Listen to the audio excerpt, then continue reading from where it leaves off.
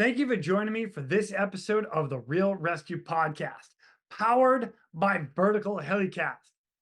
You can go to verticalhelicast.com and check out this and all the other Helicast podcasts on their network at verticalhelicast.com.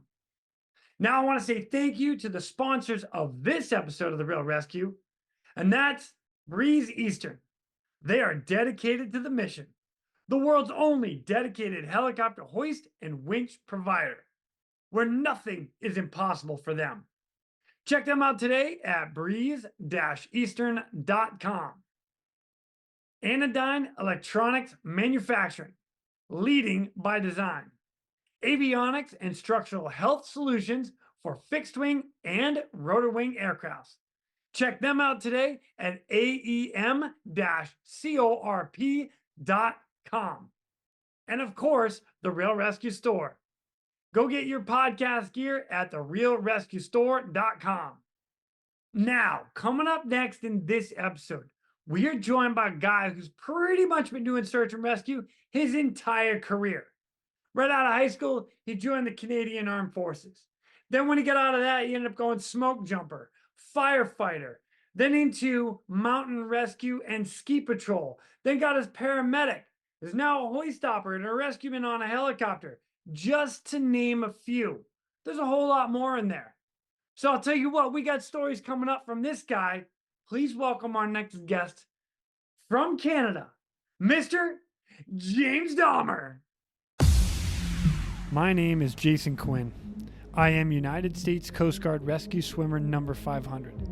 These are my rescues and rescues from those of us that put our lives on the line every day so others may live. This is the Real ResQ podcast.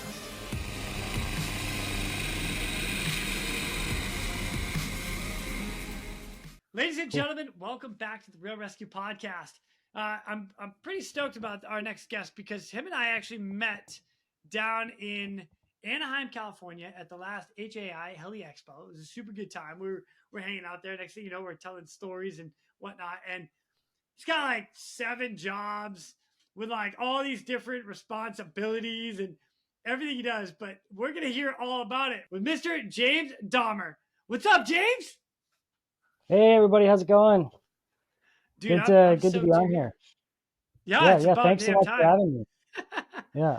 Yeah, man, I'm stoked. It's kind of funny. Like I said, we met in Anaheim, and next thing you know, we're chatting about all sorts of stuff. I was like, dude, you got to come on. You got to tell some of these stories. Like, okay. Yeah. So here we are. But how's things going up there right now? It's great. The flowers are blooming. The sun's finally out. The abysmal monsoon rains are somewhat over, and the skiing's good, which was kind of a first time for the season, really. So, yeah. Nice. You've been on the slopes quite a bit, or what? Yeah. As much as I can be. I've been teaching some snow courses and also patrolling as much as I can. So, yeah. Nice. Are you hanging out with Brian Fishbook? Yeah. He's basically teaching me the ropes of how to do everything here. So, yeah. Man, you're learning from the Brian Fishbook. Oh man. Yeah. Yeah, you've had him on the show before, right? I have, yeah. Yeah, what a mentor awesome. that guy would be. Jeez, I would love to sit down with him for like a little longer. I didn't have enough time with him. We went like 2.5 hours, and I could have kept going. He had to like go to work and stuff. I was like, oh, all right, whatever. Well, another guy is just the Swiss Army knife ninja guy of ski patrol. It does everything. So yeah. Oh, it's great. Yeah. It's great. Well, you know what? We're not here to talk about him right now. I love you, Brian. Heart. But we're not here to talk about him. So, James, let's get a little background about you. Like, who are you? Give us a little rundown. Where are you from, and how did you get into search and rescue? So originally from Toronto, Ontario, kind of a semi-Eastern guy. I didn't really know what to do with myself post high school. So I joined the Canadian Forces infantry. Did that for a couple of years. Nice. Decided to use some of that discipline and get myself into some post-secondary education. And I went to Seneca College for structural fire. then from there, I actually moved directly into wildfire and went to Alberta and then British Columbia as a smoke jumper. And then what was kind of interesting was, summers in wildfire, just merged so well with ski patrolling. So I was a ski patroller. I started actually a little shore hill in North Vancouver and then moved to Whistler Blackcomb. I very quickly got tired of slinging shoulders and knee injury after knee injury. So I just wanted to do everything with it. One of the best quotes that I heard about ski patrolling was that it's just a limitless endeavor. You can literally retire as a ski patroller and still have more to learn. So I became a paramedic. I briefly was attached to the fire department here in Squamish and then moved to the search and rescue group here. We're a volunteer group. It's an amazing team and I love them. It's tons of fun responding and training with them. And then from there, I did a bit of time as a bike park patroller and I became a delegate for the Canadian Society of Mountain Medicine, which is quite uncommon for someone who's just lowly BLS paramedic, but had the support of a ton of mentors and professionals in that industry. And then lastly is just recently, about 8 months ago, got hired by Blackcomb Helicopters to be a hoist operator in training. So that's kind of the next step for me. Dang, man, you've done a lot. So I actually just had a guy on, Jason Ramos. He was a smoke jumper out of like California and stuff. I've got his book actually. I watched that episode there. Oh, nice. Yeah. So I didn't realize until I talked to him how much goes into this, like smoke jumping stuff. I was like, man, that is cool. That is super cool. Is that where you ended up like tweaking your legs and knees and ankles and humping all that stuff, or what? We call it feet, knees, face. So your first jump, all of your education goes out the window. You completely forget what you've been doing for the last month, and you're so bewildered and beside yourself, quite literally. I just thought it was kind of funny. We started with Twin Otters and then moved on to the DC-3, but you're in a giant snowsuit. You're facing backwards in an airplane. You're breathing Jet A fumes for 45 minutes. Then you spin around in circles for another half hour while they drop those WDIs. And then the next thing you know, you're pushing yourself out the back of an airplane where it's fresh air and instantly silent. And you're kind of at peace for 4 minutes before you hit the ground. And in that time, in the training environment, if you didn't hit a tree first, you'd hit the ground pretty hard. And you'd probably fuck up your PLF. And that's why we say feet, knees, face. It was a really exciting line of work. Did it for a couple years, but I would easily say that I got chewed up pretty good by that experience. But it was definitely a highlight of my career. Yeah, that's awesome. And then prior to that, Canadian Forces. Way to join the service. Yeah, right on. Thank you for your service. Thank you. I myself. Yeah, totally. The goofy Canadian military. We did, to my knowledge, invent the CAD-PAT or something, but we moved on from the ILTIS little side-by-side trucks. And I did not do time overseas. I just want to kind of get that clear. But I did some domestic response unit stuff. I did a couple of training tours down to the States. I did security force stuff for G8 summits down in Toronto, that kind of thing. But yeah. Right on. And then off to do ski patrol, firefighter, and now in the SAR team. You're an adrenaline junkie. God, no wonder you and I get along. Totally. Well, I had to say, like, I think that your position here, like interviewing people in this kind of line of work is quite fresh and quite unique. I can't think of another outlet and where you get people like this from all over the world that you get to talk to.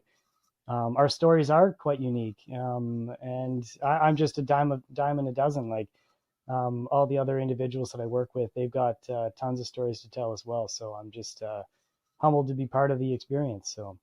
Oh heck yeah! Oh, Send them my way. I Totally. like I said, I mean, I love these stories because, like you said, Yeah. it's so unique. It's no story is the same. Everything's a little different. You got to figure stuff out. It's just so much Yeah. fun. I love it. Yeah. Yeah. But It's a, I would say search and rescue is like my recreation in a way. Like that's how I get to experience my environment, my locality. So yeah, totally. We get yeah, to like it's kind of funny when you think about it. Like our training time and what we do to prepare for is kind of our recreation and fun. Oh, I get to go fly and hang out of a helicopter. Okay, all right, I'm in. Oh, we're gonna go rappelling off always some me. mountain and make up like some 15 like uh rope system set up and pull people out. Like, oh yeah, let's try that. Let's go do that. We're Yeah, gonna go hike like 10 miles. Yeah, I love totally. it. Yeah, yeah, Right it's pretty on. cool. Well, thanks for the Yeah, background. All right, so now yeah. I like to ask everybody their very first rescue that they were involved with. Do you remember yours? Very first, that one's off the top of my head. It's kind of getting a little blurry. I'd say actually, perhaps if I could think of my most memorable call that might not be rescue related, but the opiate crisis down in Vancouver. I was actually a brand spanking new paramedic. I was just going through. I just finished precepting and I was doing my Code 3 drivers course. So you get set up as a paramedic third and you're supposed to drive all day. And I got attached to this station and I just assumed, like ambulances drive with their lights and sirens on when it's important. Like, and if they're not doing that, they're going out for coffee. I didn't realize that, ambulances drive on the highway constantly with patients in the back. And so I showed up what I thought was a 12-hour shift, ended up being a 16-hour shift, bell to bell. There was a, sad story. I've had multiple stories. It was a day when there were 50 fatalities in Vancouver from the opiate crisis. Wow. Um, Oh, that's a lot. so it was, yeah, it was. It's a blur because all I can really recall is, from subway bathroom to St. Paul's Hospital to, uh, somewhere in the downtown east side, just bouncing all over the city. And we barely had time to do anything else but overdoses. And you just constantly getting calls of just like, yeah, like cardiac arrest on scene, advanced care not available, no backup. And you just show up and you resuscitate and Narcan this, Narcan that, and then you just wait in line at the hospital waiting to get your patient delivered. And I'd say that um, that was by far the most surprising and slap you in the face kind of initiation to pre-hospital care. I can definitely say that I felt like I knew what it would be like to be a paramedic, but I was not at all prepared for that. Um, yeah, it was a little nuts. Well, yeah, Yeah, it's that when you get your first couple whatever and you're like, what the hell? yeah, yeah. Yeah. It was quite eye opening, and people experiencing addictions crises, and experiencing homelessness, and it's just like it's constant. It's all over North America, but it definitely felt very real in Vancouver that day or that night. So yeah, Wow. One night. Holy cow. What? That's the way to start it. Jeez. Man, I'm yeah, almost sorry to hear that. Like, yeah, I'm yeah, not that I want everything warm and fuzzy, but sometimes it's nice to have that the first night you come out, you're like, oh, grandma, took a little fall and you get to help her up and everything's okay. And like, oh, good. Oh, this is great. I love doing this job. I love helping people. And then you get the other side of yeah, it. You're like, bro, I'm in the sticks. I'm in here and Narcan this, Narcan that, and hoping somebody comes out of it. And gosh, yeah. yeah, yeah, yeah. Some of them It's do, some it's of them don't.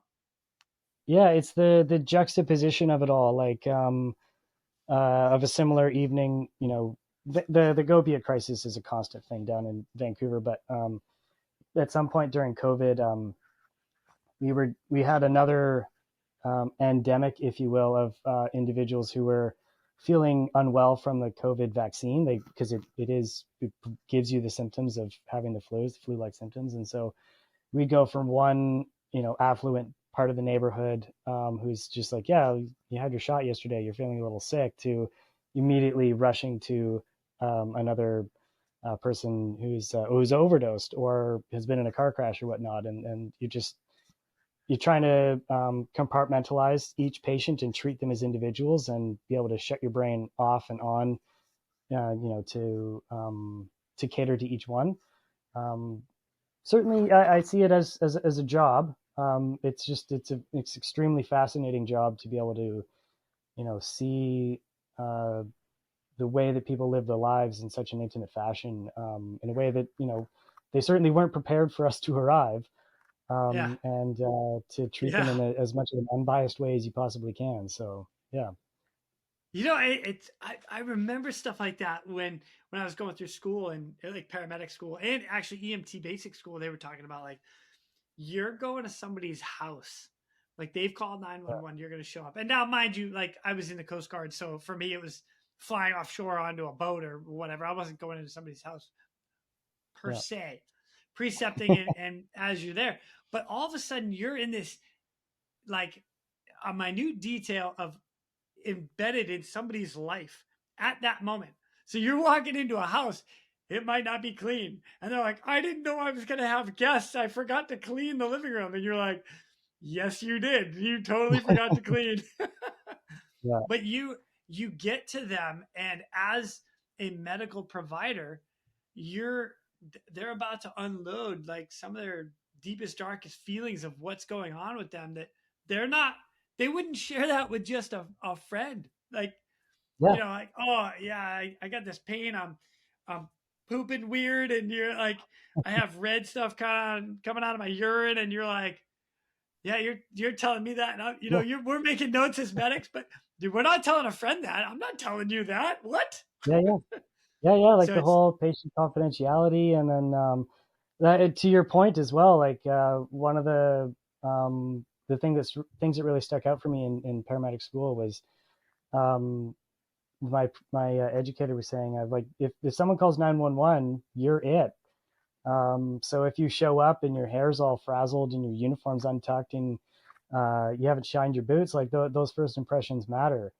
And I took that to point. It's like the greatest fear that I could ever have is showing up to someone's residence to see, and presumably, their medical knowledge is quite limited. Hence, that's why they called me. And when I show up, I really better know. I should know the human body, and I should know what's happening, and be able to put the pieces together and find the history to come up with a pretty solid differential. And to that point is that, like, the next step is, once I've figured it out, I think, or treated as best I can, is showing up to the trauma bay and like looking at a doctor and saying, like, this is what's wrong with this patient. And if I get that story wrong, the mechanism of their illness or injury, the whens and the hows and how fast, that kind of stuff, like the doctor looks at you like pretty angry if you don't get the story right. correct, because they don't really have anyone else to go on. So Yeah. yeah, I take it as seriously as I can. So yeah. That's great. No, I Yeah. like I said, I like that. And it's not a world that I do too often. Again, most of my world has been flying. The majority of my career has been flying. So if everything's offshore, either a boat or a rig or something like that, very few things have been onshore for me personally.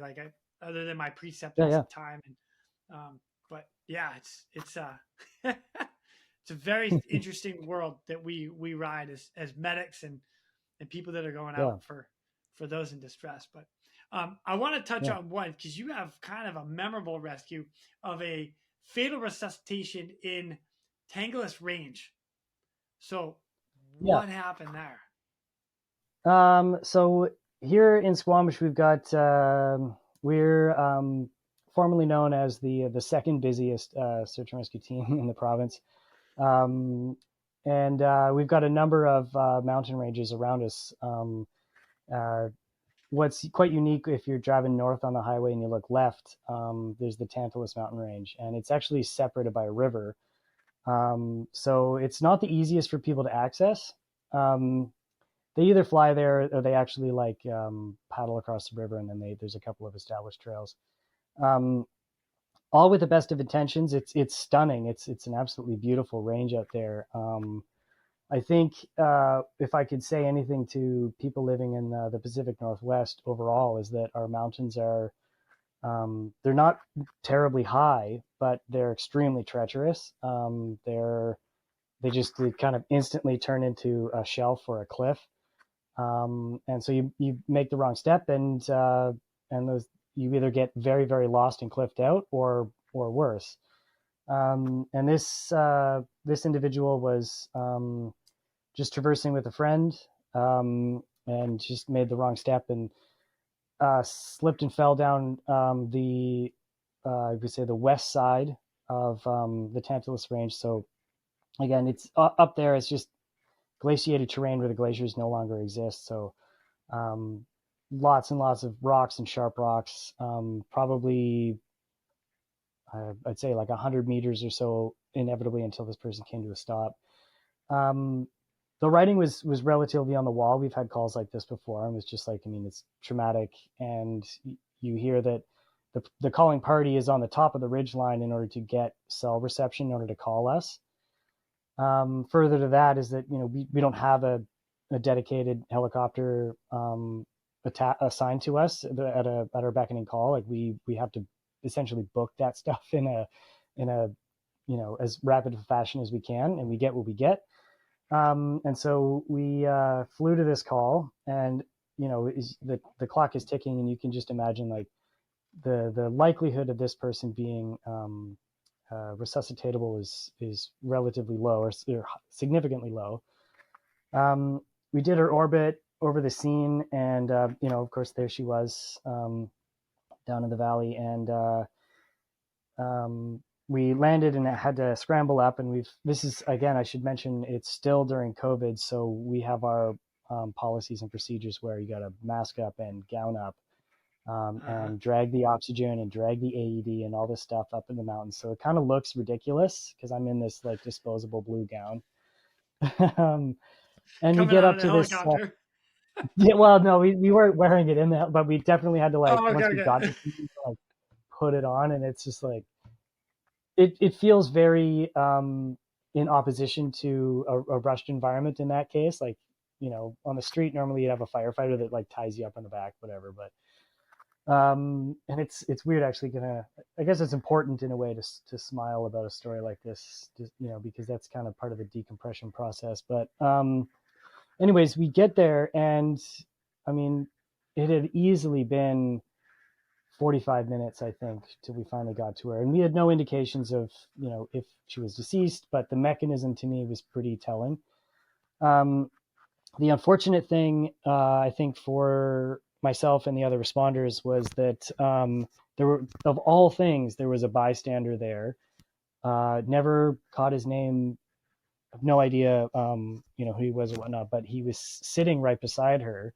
And I was like, do you know this person? And he says, no, I don't. But I heard her moaning, just, not too long ago. And I was like, shit.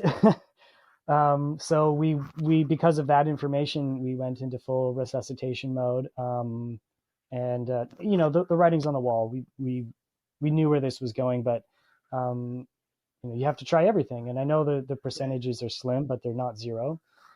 So we did our best. And then I think to make things a little more of a struggle was where we were. There was no cell phone comms. There's no radio comms. The sat phone is just, I mean, it might have worked, but it just wouldn't have worked in that scenario. So I tried to get the helicopter to sit on the ridgetop to act as our repeater, with the intention, hopefully, of getting cease orders from them, because I can't, nor do I want to get that information, or cease or search for that information on my own. I would like to, call a friend in order to, cease resuscitation. But that was not particularly, that didn't work. We couldn't, and it's rather common around here. Comms are negligent at best, or they're absent at best, I should say. Sorry. Yeah. And Yeah. So we worked her for longer than what was what I would have liked. I think that all parties involved. And of course, you can't get a coroner out there. Like coroners, like that's a 4-hour endeavor to get a coroner out there to, take all the evidence that they need and take possession of the body and whatnot.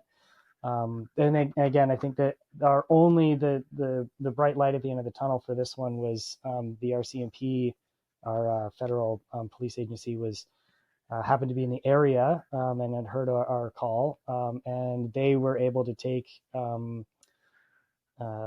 ownership of the scene and secure the body in the stead of the coroner for the time being. And so I was able to leave the scene, which was I was very thankful for that, because all too often we kind of get stuck there. Again, for best intentions of all parties involved, we just, that's our system. That's how it works. And, the mountains aren't particularly kind in many ways. So, yeah. Dang. One of the other things that you and I kind of talked about after, like on the back end of this, was it was a decompressing moment for you and the crew as you're flying back. Doors are off the helicopter, sunset. Like, it was a beautiful scene. And you guys took full advantage of it, coming back from a tough call. So yeah, I would say that for my fellow members in the helicopter, all parties included, we, like I said, like the Tantalus Range in Squamish is an absolutely stunning place, and I would say that going from such a high octane, blood rushing kind of event like that, I couldn't tell you that minutes felt like hours kind of thing, to getting in a helicopter, knowing that at least at that point you've done everything that you can, and you didn't skip any steps, you didn't you did the right thing, and then flying back and being able to have that, like, the katabatic winds kind of flow, and you got like this alpenglow colors, and the snow still left on the upper glaciers, and being with some friends that kind of have the same resolve as you, that were there because they wanted to be, I think, was really important. And it was, that to me was the 4-minute flight back home was better than a month's worth of therapy. Yeah, that's great. Yeah, it's why we do it, right? It's like, yeah. No, that's amazing. You come back from a tough call, and you have something like that where you get to sit back and enjoy the beauty that God has created. It's like, wow, this is amazing. A beautiful sunset over. Yeah, I get it. I can see it. And it's a way to really. It's the same reason why people recreate, like, I mean, the last thing that I want is for people to be scared of the mountains and sit at home and, and never go outside. I mean, yeah, like the mountains are a risky place, and that's kind of part of it. That's why we go there. And, unfortunately, the mountains have the final vote. And sometimes the simplest of missteps can be, absolutely tragic. But I think that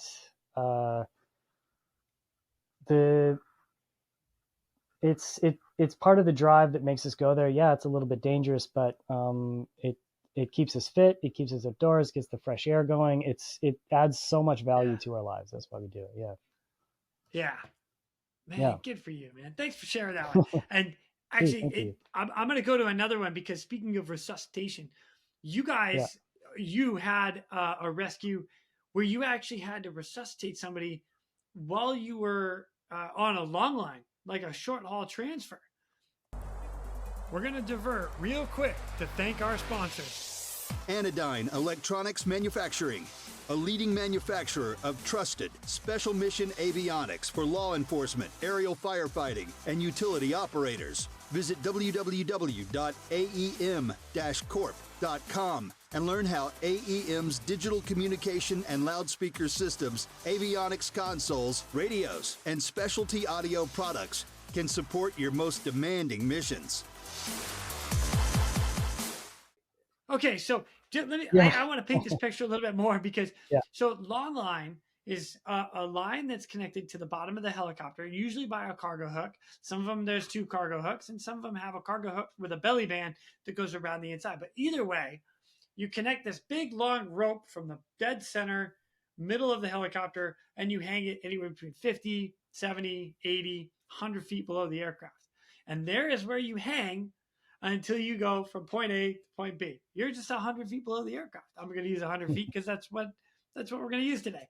But so you go out and get somebody, and you're resuscitating them, hanging 100 feet.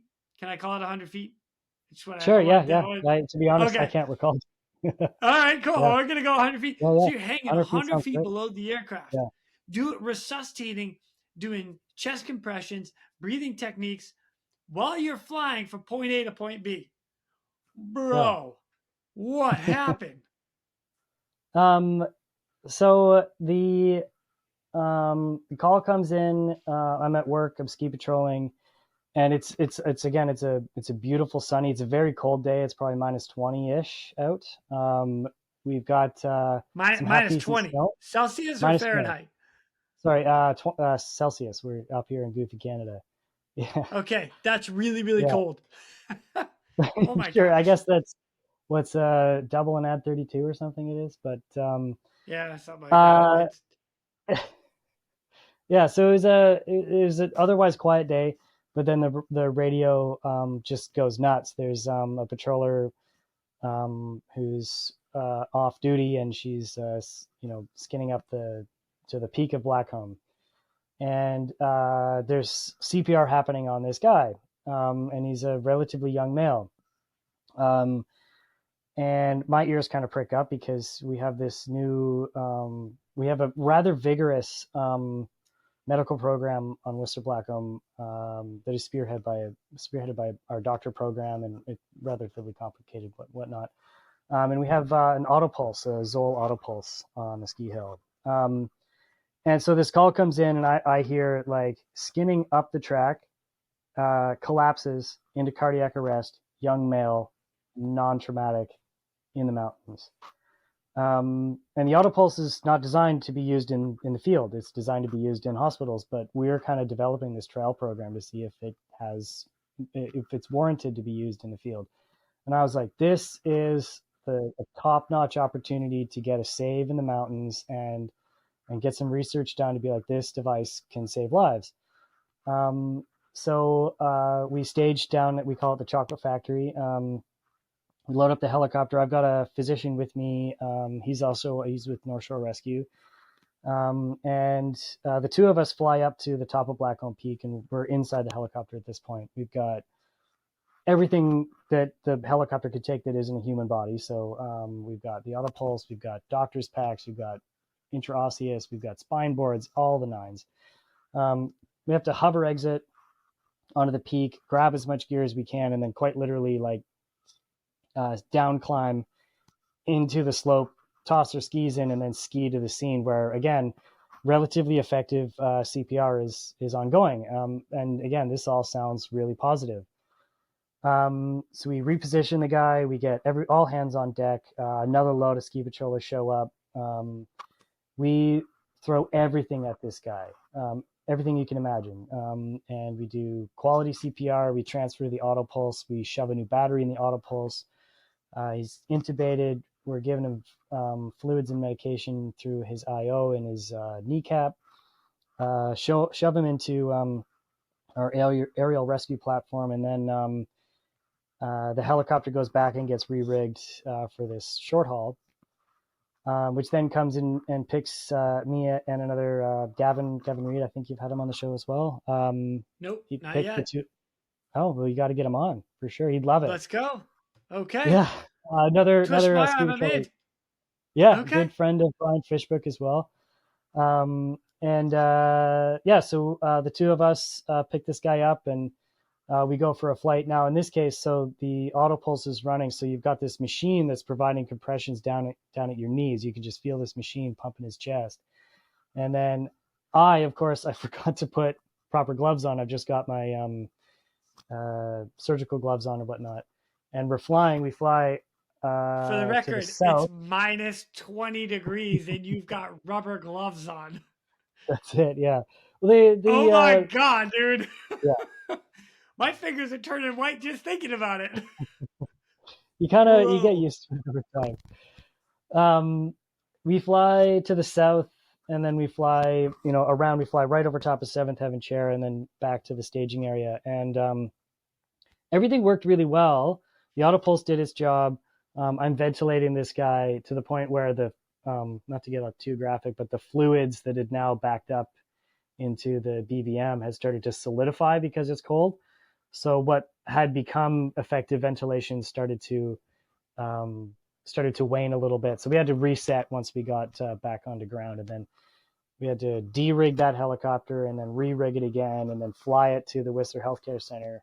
And I guess the unfortunate thing is this entire time I was like, why hasn't this guy come back yet? Like, I mean, he's a healthy guy. He's ski touring.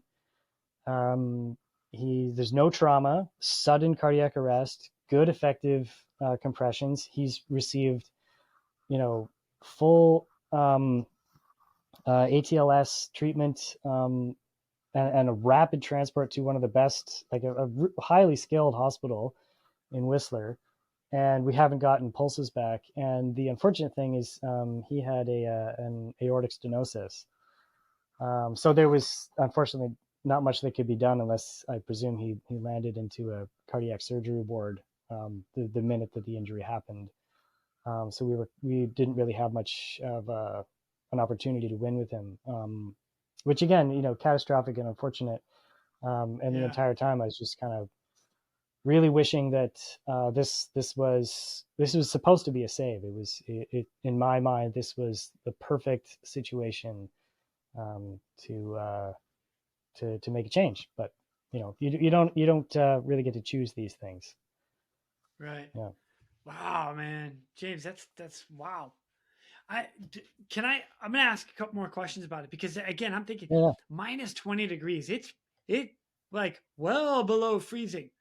You guys get on scene. So I'm imagining right now. So he's traversing up the mountain, right? In skis and just Yeah. kind of stepping up and Yep. collapses. When you guys get on scene, like, and I'm going back to simple basics of CPR class. First rule in CPR, expose the chest. It's minus 20. Like, are you doing that, or are you keeping him somewhat bundled up, like somewhat warm to try to compress him, or to try to do your CPR compressions? There's a number of interesting things actually. If you follow the guy, the vascular guy, I think his name is on Instagram. Super awesome dude that I connected with recently because we had this exact sort of conversation. Is that you think trauma and starting an IV is you want to get an 18 gauge into the arm, but if somebody's in a down weather jacket, you're not getting access to that arm. So we're often trying to get 20 gauges, maybe 18 if you're lucky, into the hand in the cold. So starting an IV is relatively challenging. Hence why now, like we carry intraosseous almost exclusively for that reason, as well as pediatrics. But again, because you're compromised otherwise, you're then hypothermic, and then you don't have much cardiac output. So getting IV access is extremely challenging in our environment. And then when it comes to for any reason, hypothermia is we treat it quite aggressively, and we obviously know that it's nearly impossible to put heat back into the body. So we limit exposure. If we have to expose the chest, we do it just a few buttons to get your hands in landmark. We carry basically they're pocket hand warmers, but they're the size of your chest. Like you can wear them as a vest. Blankets. Oh, wow, cool. Yeah, totally. It's pretty amazing stuff. And they're really effective, actually. I'd say in a if it's 15 degrees Celsius and wet, like it's rainy, and you can like shove that underneath someone's jacket. I've seen that be quite effective. But in minus 20, there's just no way to completely limit the effects of hypothermia. We just do what we can. So. Yeah. Yeah. Gotcha. All right. So next question is going into intraosseous, Yeah. the IO. So for those that don't know, it's a drill and you drill into the bone. It's an awesome tool. Oh my gosh. And it gives you, they equate it to, especially if you're going into the left shoulder, as almost a central line to the heart. It's amazing when you're dropping fluids and drugs. So couple questions is one, actually, let me back up to the down jacket. For anybody that's out there Don't cut that it. tries to cut through a down jacket, that's not the smartest thing to do because you will have feathers everywhere. Try not to do it. Feel it Yeah. for a minute. Maybe ask somebody, is this a down jacket before you go and cutting? Because it's like a poof, bird exploded in the inside of the helicopter. Yeah. Got to throw that out there for all my friends. Okay, that's what we're gonna do. Anyway, so PSA. when Yeah. you, I agree. yeah, right. So your IO, where are you? Are you putting that in the shoulder, or are you going down in the leg? It to be honest, for us, we don't really have a preference. It just matters where the bag is, where the physician is, and where the ease of access is. There tends to be a lot going on at the top of the patient, and so we just in that case we just went for the knee. We've trained actually. We're one of the things, I don't know. Again, PSA. This might be just common knowledge, but what we typically do is we set up the patient in such a way that the monitor will be at the feet, so we can see the rhythm strip. The doctor's bag will be on the left, the intubation module will be on the right, and then that way the physician can do the intubation. The CPR can be happening. There's this like conveyor belt of CPR going on, so there's not a skipped beat. It's really, really well orchestrated, and that's where actually I frequently bring up the phrase relevant, realistic, and relatable. Is when we train, I do my utmost to make it as realistic as possible. If I tend to critique patients when we're training, is that if you don't know the pathology of your injury in order to act it out, then that's gradable as well. Like that's something that I can measure. And it does a disservice to the practitioner who's trying to learn if the student who's acting as the patient, doesn't act it out appropriately. It's like, hey, that's your job. Part of it is acting. It's really important. Yeah. Yeah. Wow.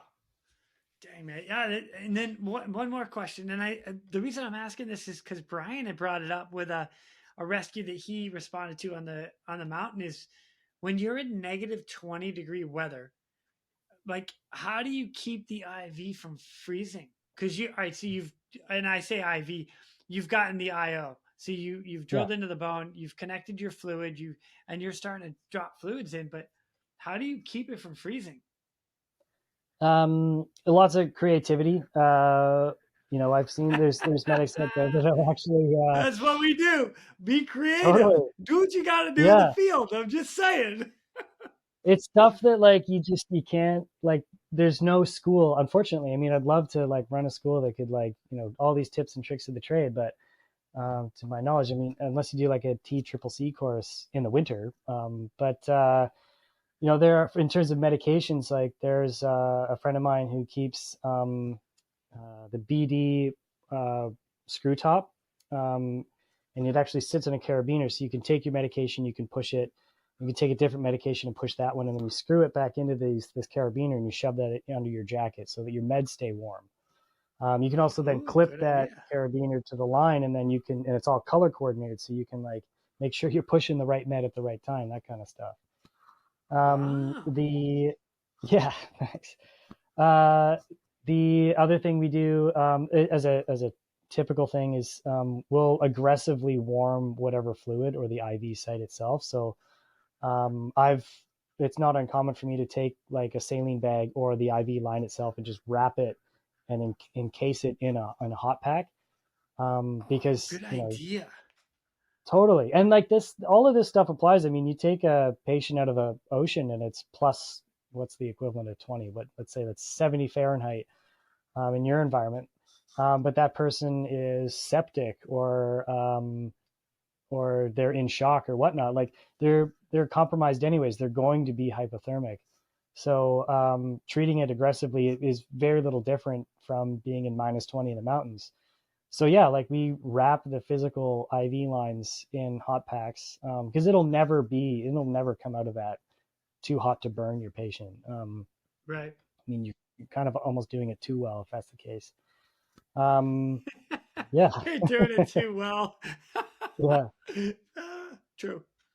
Man, yeah, those are good ideas.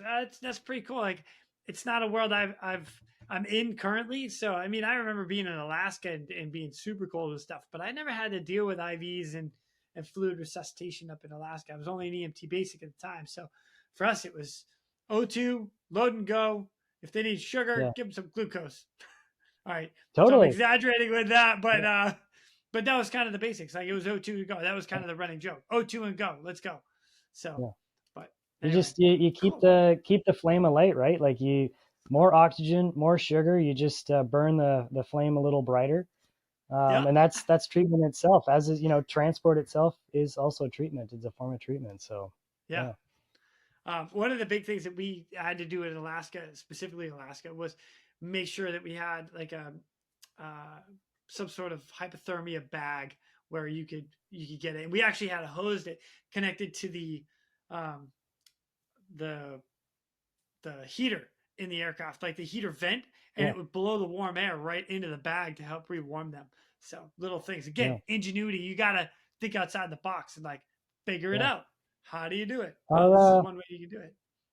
yeah, our Canadian Forces, our 442 squadron, they have devices very similar to that. Yeah, they fly the Cormorant, or soon to be, I believe, the Cyclone. I think they're still Nice. flying, or we call it the Cormorant. The is it the 149?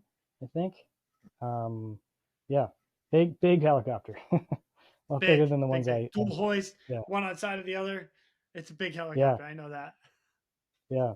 So nice. All right, I'm gonna go to another one, man, because I've got a list of these that you said that I'm so excited. So you had Yeah, a Squamish dockyard fire. What? yeah.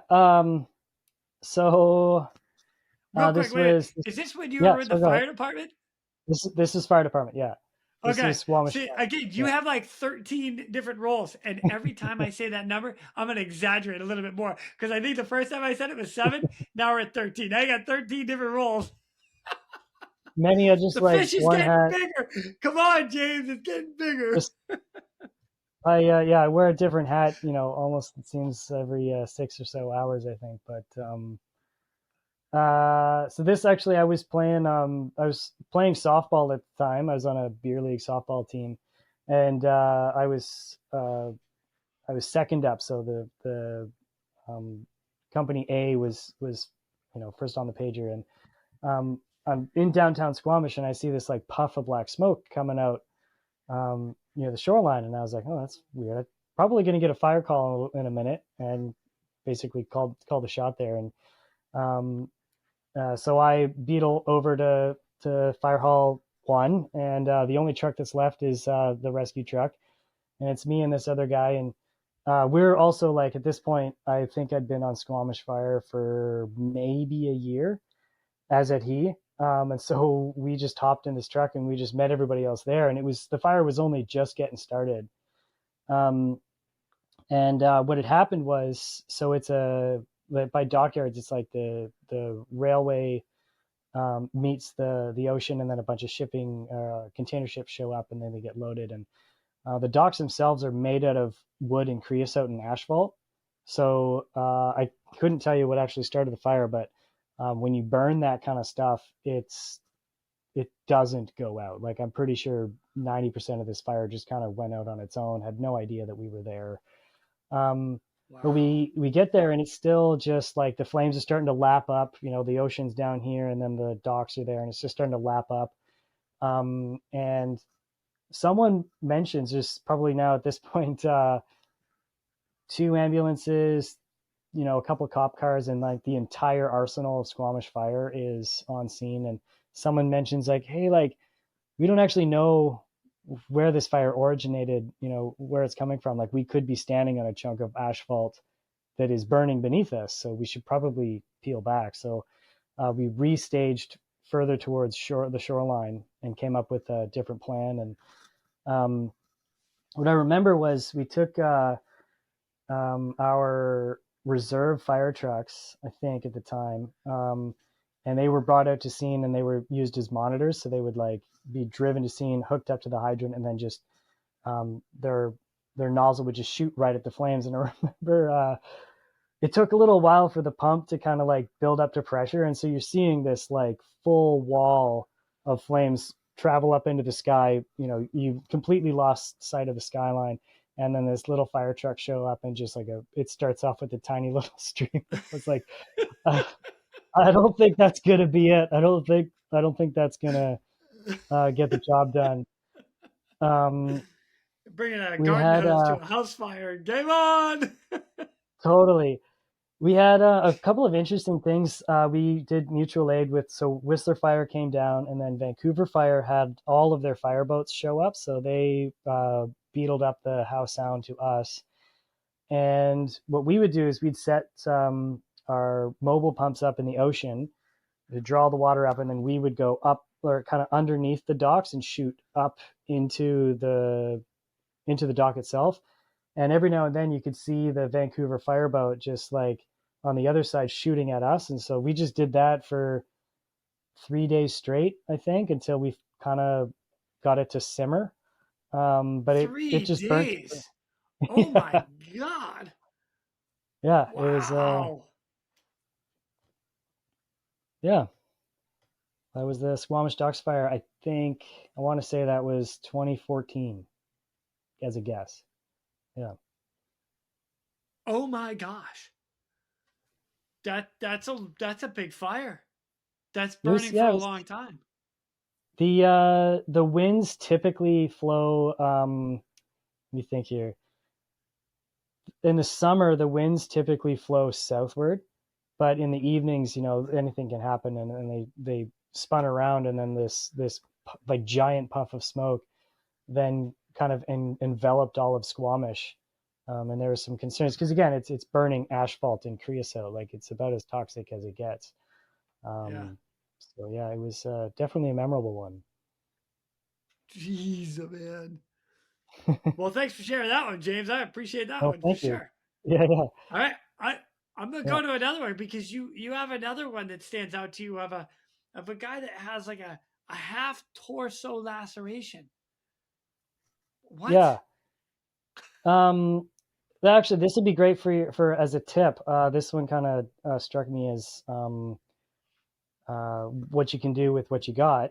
So we have a chunk of terrain on on Blackcomb called Booterville, and it faces the south. And so in the spring, in the evenings, lots of people tend to hang out there, post sweep or whatnot, and they'll either sit and have a drink or they'll watch the sunset, and a couple of people will build a jump out there, hence the name Booterville. And this girl with a bunch of friends, she's hitting this jump, and she decides she wanted to do a 360, but she goes off the jump, and then for whatever reason she tucks her skis like that, kind of like fore and aft, if you will, and then she spins, and the tips front and back. Exactly like that, yeah. Okay, I so can't you do got it. one yeah. So the we'll call it the right ski is raised up in front of her. The back ski is behind her, almost like a running man type pose. Perfect. That's the way to do it. Okay. Do it yeah. And so she's doing this spin with her skis are like that, and her tip of her ski dips into the snow, and it spins around her, and it stabs her in the back, and then cuts around to the front of her. And then she landed face down and decided not to move, which is a good decision. And so me and a couple other ski patrollers, we get there, and she's in considerable pain, but I think managed already because it's a sharp edge, so it's not like the skin is like you put that much skin under tension and then a sharp blade, and it just separates more than cuts. But it's full thickness. It's down past the fatty tissue, and it goes right from the center of her spine all the way around to where the front end of her kidney should be.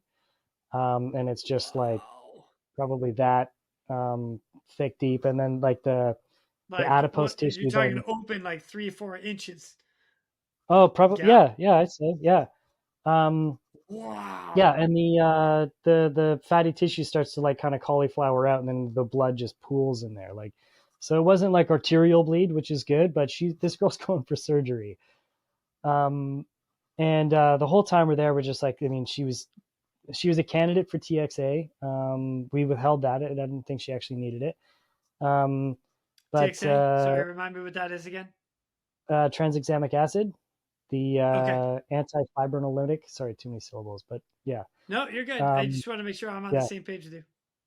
yeah. And there's only like you could wrap her whole torso in bandages and burn dressings and whatnot, but like it wasn't really going to fix the problem because her skin wanted to do this, and then of course you wanted to immobilize her. So if we like put her onto a backboard and you pushed her shoulders and then her hips, you'd end up scissoring her open a little bit further. So Oh, that wow. wasn't an option either. So we need skin closures, which of course we're not getting where we are. We're not doing surgery here. We don't have sutures, but um, I got a couple people to hold her skin together like that, and then I took a chest Like seal. pinch it together, like legitimately Yeah, pinch the. So yeah, you've got a huge laceration. It's like 4 inches wide, and you're asking people to hold the skin together so that you can put a chest seal on. a chest seal. Yeah, because chest seals are super Wow. sticky. So Yeah. I cleaned the blood off and then put the chest seal on, and the chest seal was so sticky that it held her skin taut, which made her we could then transport her after that. So yeah, it was I'll never look at a chest seal again. That's probably a greater use for them even than penetrating, sucking chest wounds, I guess. Just because I couldn't think of anything stickier than that. I can't think of anything stickier than that unless you're carrying duct tape. But I don't know if that Yeah, would be no, that would have the worked best too. thing to Yeah, use. Yeah. Okay, yeah, you gotta use a little ingenuity, but that's a really good idea. If you've got a yeah, big gap like that to close it shut and then chest seal it down. yeah, Jeez, James. Oh my gosh. yeah. You know what you guys see up there is mind blowing to me. I just so you know. I think what's really funny is there's a friend of mine. Well, I've got numbers of friends that are nurses, and again, like they're far and above more skilled than I am. Like the things that they can do, and the autonomy that they have in the skills and whatnot. But um, what was interesting to me was there was just like can't remember what it was, a benign call. Like I was, you know, off duty downtown Vancouver, and some guy was, drunk and he fell and hit his head, something like that. And I was like, oh, you just do this and you do that and you call this number and these guys show up and you just put that patch on your head, you're good to go. And this nurse who's like, again, far and above, 10 times more experience than I do. She's like, how did you do all that? How did you know how to do that? And the difference I think was really apparent was um, her expertise is working in the hospital setting where like the tools are in a drawer right next to you. Yeah, Where yeah. you know, An and overabundance of them. totally, And and I would have been if one completely cart is beside empty, myself. you go to the next room to grab the other cart. Yeah, No, yeah, I'm not exactly. picking on all my nurses. I'm just saying. Yeah, totally. I would have been equally as foreign. I would have felt as foreign in that environment as she was in mine. So it was a context I wasn't aware of. Yeah. Super cool. Oh, good for you, James. Well, like I said, I'm digging this, so I'm going to keep going. You had another one where a skier had a major concussion, like major, like Yeah. um, yeah.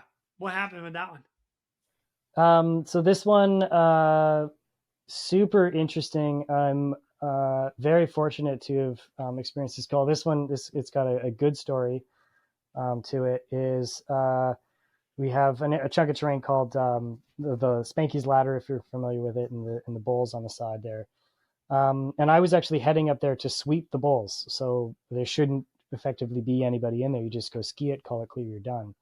And as I'm climbing up the ladder to get into the bowl, we hear this guy who's had a head injury in the bowl, and he's unresponsive on the slope. So I was like, whoa, like sounds pretty legit. So I skied in, and he's there with his friend, two older gentlemen, and they exclaimed, it's like, oh, he had like a really bad headache, and then he fell over. And then he tried to get up, and then he tried to ski for about 20 feet, and then he fell over again, and he's just got this excruciating headache. And I can't remember how many times I asked, but I asked the patient, who couldn't really respond to me, and then his friend many times, like, did he fall today? Like, did he actually have a significant fall? And the guy's like, no, like, didn't hit his head. Didn't hit his head yesterday. No cause for concern. He at no point in time in the last 24 hours has he fallen and struck his head. But he has classic, incredibly potent signs of concussion. He's nauseated to the nines. He can't answer more than 2-word sentences. He can't get up. He can't even respond, do you have pain in your neck, that kind of stuff. Pupils are equal and reactive, but he's like shocky. And my kind of, I guess you call it my trick to this is, like, if somebody has injured themselves and they haven't moved from the place they've been injured, they're probably very sick. So I took this as, like, this guy's having a stroke. There's no two ways about it. Like, this is a medical issue.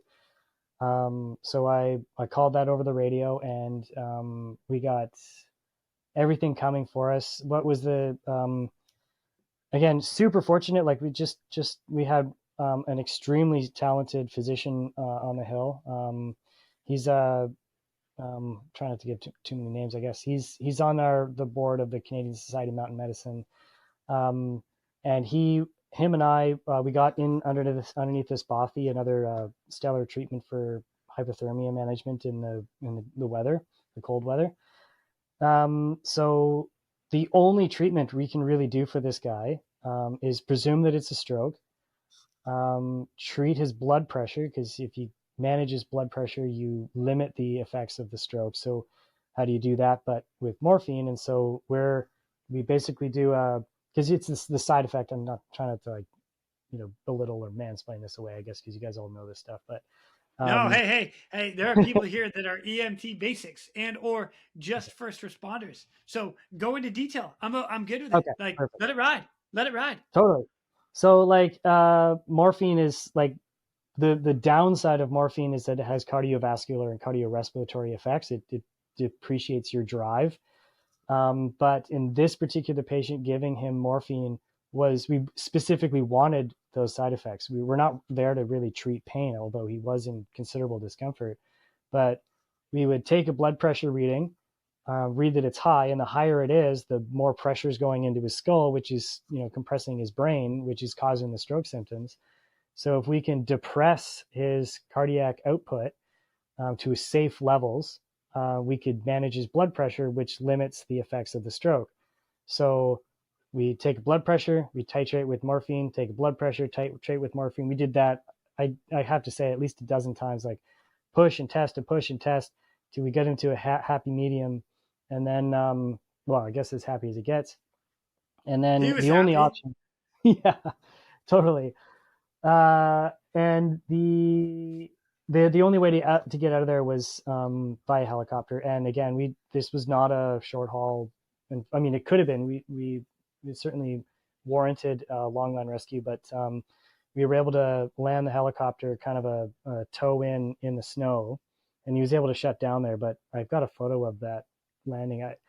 I think the snow conditions were relatively perfect to allow us to do that, because the blades were, like, right into the snow pretty much. Yeah, I would love to see that picture. Totally. Yeah. So it was actually a relatively short ski to the helicopter, and then we we flew him to Whistler Clinic, and didn't realize actually, again, didn't have much information at all about the condition of the guy.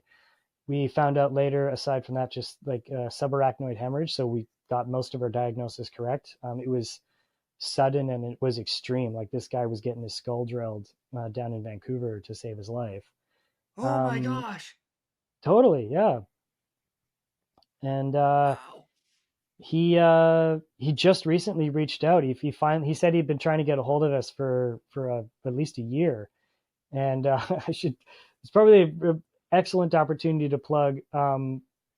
If you get rescued at Whistler Blackcomb, it's important to denominate which hill you've been rescued by, or which ski patrol department, because Whistler Patrol has a tendency of getting all of our thank you beers. And because Blackcomb's a different name, we get, not that we need it, but like Blackcomb gets no recognition whatsoever. It all goes to Whistler, which is fine. It's just funny. So that's probably alluded to why he wasn't able to get a hold of us. But he finally did, and he wrote a very nice thank you letter. He said that if he had fallen anywhere else in or any other ski hill, he might not have received the same treatment. So he was very thankful that he decided to have a major hemorrhage in his brain at Blackcomb. So. Holy cow. Hey, man, nice job, James. Yeah. We're going to divert real quick to thank our sponsors, the RealResQStore.com, your shop for all your podcast-worthy gear. From comfortable shirts to cozy mugs, we've got everything to showcase your love for your favorite podcast. So what are you waiting for? Head to the RealResQStore.com and let your gear do the talking. James, man, holy cow, well done to you and Doc. Like, again, that the whole treatment, it's figuring out what the heck is wrong with somebody and then getting them to safety. But you're going out to clear a mountain and then saving a dude's life. Like, well done. Yeah, freaking awesome. Well, I think though, like I it's important for me to remember my roots and my humility, and I'll just kind of use this opportunity to plug my own thoughts into the matter. Is that like I am just a conduit of my fingers and my hands are just doing what other people have taught me to do, and I'm really fortunate to have the mentorship of endless scores of people who have come before me to not only teach me what I know, but also equip me with the resilience as well as the physical tools to do the job. And we had to ask very, very hard. We had to really, really push for the resources that we have in order to save the lives that we do. Not everybody really understands the nitty gritty details of like, what saved this guy's life was the ability to provide morphine and do some monitoring on the hill. And it sounds trivial, but like those little things desperately mattered. And the case like the Autopulse as well, like we are exceptionally fortunate to have that device. It's a $30,000 device, and it took a lot of pushing in order to get those tools available to us. And I wouldn't be able to do 90% of the things I do if it wasn't for the advocacy and the training and the mindset and the level of seriousness that people take when they train for these things, but also the humility to come back from it and be able to go to the RMU or the bar or whatnot and be able to decompress and share stories like these. And again, to your credit, like hosting shows like these and getting the story out there, it helps agencies push for the right tools in the right places. So yeah, thank you for that. No, absolutely. I think it's great. I think one of the things I love about this podcast is not just getting the stories, but it's getting the ideas that others have used.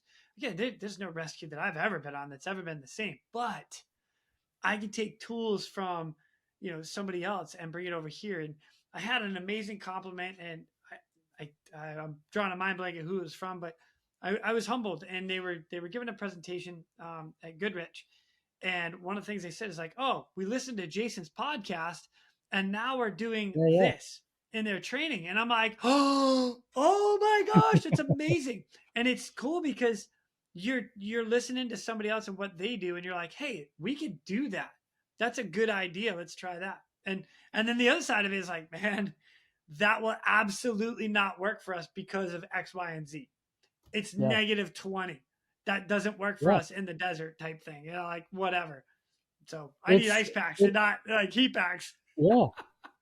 It's totally true that, like, you know, the unfortunate reality of, like, you know, a lot of the medicine that we use today, you know, came from Vietnam and war in the Middle East, and like we bring that stuff home, and we know so much more about IOs and hypothermia and cardiac arrest management. And I would say, like, you know, at least in the military, like, you've got a TCCC, you know, course that you can take where you're doing combat while you're treating medicine at the same time. Like, what an environment. Like, I haven't taken that course, but I'd love to. But on top of that is that there's very, very few courses that I know of that teach search and rescue specific medicine, and how to add these tips and tricks and be like, hey, like, I don't have a cart and I don't have linoleum floors and fluorescent lights. Like, I've got just these few things in my toolkit to save a life. And there's so many things that you can do in the field that, you know, given the right soapbox to stand on, you know, we can, like this, to be honest, I'm kind of like using it as an opportunity to share, like there is consensus in the medical community about how we can apply these ticks and trips in the field. So yeah. Well, they work. I mean, you know, they call it the practice of medicine for a reason. They're practicing. They're trying something. When you, I'm going to go a little grim here and a little, I'm going to hit probably a gray area. And there are people that might be cringing here in a minute, but the patient's already dead. Like, they're not dead yet, but their outcome is not good if we don't intervene, right? Mm-hmm. So we're gonna try something, and that's how we learn, and that's why it's the practice of medicine. And I know that's a little grim, but at the same time, that's how we're getting people to survive longer. That's where medications are working. That's where techniques are working. I mean, you look at CPR in general and compressing on the chest. How many times has that changed over the course of X amount of years?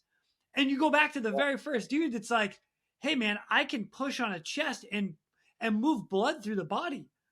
Oh my gosh. I remember talking to a guy, I'm getting off on a little tangent right now, but I was talking to a medic friend of mine who was down in Australia, and he was working with a doctor, and they were coming out with this procedure where you could literally make an incision in between the rib cage, and you would slide in this tool that was like a 6-prong, almost like a flower. And I say a flower because if you look at a flower that closes up and creates like a ball, they would insert this in between the ribs, and it would go around the heart, and then it would squeeze the heart, and you could literally squeeze the ball, and it would squeeze the heart from inside the chest. And they were working with this, and they're doing this practice technique to see if it would work. Well, it worked really well, but it's to get to that point and making the right incision, making the proper insert, you know, this tool in there and whatnot. But I don't know where it is right now, but the fact that they were practicing, they were trying something to make the outcome better. I mean, that's what it's all about. And I equate that to rescue. I am really going off on a tangent right now, James. I'm sorry. No, that's great. But that's rescue. Like go ahead. Oh, sorry. I was going to say, like, there's like you say, like the patient, the outcome is relatively certain, but the percentages keep climbing. Like we know that traumatic cardiac arrest, like the percentages of coming back are very, very slim, but you know, other formats of treatable cardiac arrests are significant. And the best thing, or the only thing in a way, like we can do is try. And if there's something that you're like, hey, you know, give it a shot, and like you might end up getting a textbook written after you, right? And someone might be giving you a hug, you know, when they're 30 years older, being like, yeah, the last 30 years of my life has been because of you trying something. Right. You know, it's great. I think it's the way to go. And what better field to practice these things than than ours, where they're at present, there's so little guidance to go by in comparison to such a rigid environment of street medicine or hospital medicine. So, yeah, I agree. I'm right there with you. You know what? I'm going to go on to one more thing. And I remember a story from Mike out of Arizona DPS, and it was a try. Hey, let's try this. And it was a dude that was stuck on the side of a cliff. And it's something that I actually never even thought about until after he talked about it. But they couldn't get the helicopter into the side of the cliff, right? So they get him down to an area where the helicopter is not hitting the cliff. And he literally kind of hiked up, and the helicopter is climbing as he's hiking up. So if he falls and slips, he's just going to swing out underneath the helicopter, right? But now he gets to the patient, packages the patient, and all they do is they lift off the helicopter and literally pull him off the rock to swing him into the center underneath the helicopter. They tried it to see if they could do it and save the dude's life. And there are other people out there, and I get it because I'm one of them from time to time. We're like, that's crazy. But it worked. And how crazy is it? Is it like unsafe crazy, or is it like that's crazy because you didn't think about it and we've never trained it? Like again, try, practice. Like do a scenario. Anytime I go out training, I like to do a scenario. Hey, let's try this, this, and this. You know what? That scenario sucked. And then I fall back to Dave Weber and his like, that sucked. We don't suck. That sucked. So anyway. Gosh, James, you got me on a tangent. That's great. You're speaking my language, man. Like that's why I try to train as realistically as I can, because I have a saying where if you're extending your scope, like you're working beyond your scope, or you're doing something that you haven't trained for, number one is probably a cause for at least a pause, if not a full stop. But also it's in your debrief. It's like, hey, like we should train for that. And in our world of search and rescue, like we exist in such tight margins. Like if I'm driving down the highway and a car gets too close to me, my passenger might freak out because like that's beyond their margin. But for me, I'm just like, no, like I've got it, but I'm used to that. And in our environment, when we train, like we need to get as close to as safely possible as training towards those margins, so that when we go off into the field and we actually do a rescue, that we're working within the margins that we're used to, and we're never extending beyond it. So that's how I preach. Like that's how I, go to work. And it's like, this is why I'm so anal retentive about the way that we train, is I need it to be as realistic. I want to go home saying like, wow, that was a mission. Like that wasn't training, that was real. So much so that like, you kind of have to preface it and be like, hey, like trigger warnings, like this training might be overstimulating for you. And if so, like we clearly don't want to injure you, but we want to make it worth your time. We want to make it worth the patient's time. And if you're going to burn all that much jet fuel, make it worth the jet fuel time, Yeah. I like, I'm seeing we're on training right now. I'm going to kind of keep going with this, but one of the things that I like to do, and when you think about it, is I'm not like, as an instructor, like I'm not going to take somebody into the hardest scenario I could possibly create to set you up for failure. That's not what I'm going to do. What I want to do is get you into the super simple, benign, whatever rescue that might be. And actually you can think about it even as you're going through EMT basic school, paramedic school. Like you don't start with the full on arrest at the very beginning. You build up to it. Like, okay, you're going to do this step, this step, this step, this step. And you get somebody comfortable. And I would equate it to anybody that does some sort of extreme sport.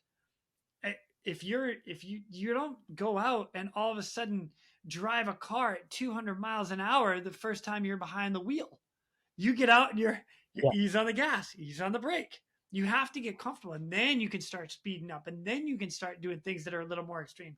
You can, like, actually, I'm going to bring you back to childhood. Do you remember when you like learned how to ride a bike?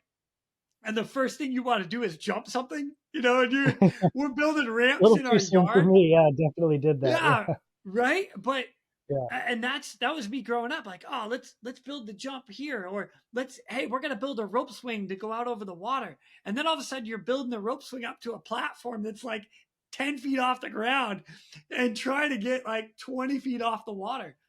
Crazy, but it's not, because you've started at this little like swing or this little jump, and now you're doing this mega. People are jumping over the Grand Canyon, and like Yeah. people look at like, wow, that's an amazing feat. No. He started with a little ramp that jumped about 2 inches.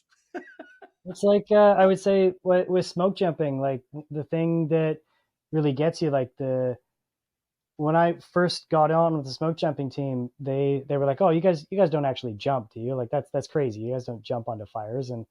Um and surely, yeah, we did. We drove to a lot of fires and we flew helicopters to a lot of fires, but we definitely jumped on a lot of fires as well. But I think for all the glory, if you will, of those events, it came with so much stuff on the back end. Like the amount of time that it goes, we sewed our parachutes back together. We sewed our own, Kevlar suits. Like we didn't really have time to do anything else but prepare for a single jump. We had to pack all of our own cargo chutes and whatnot.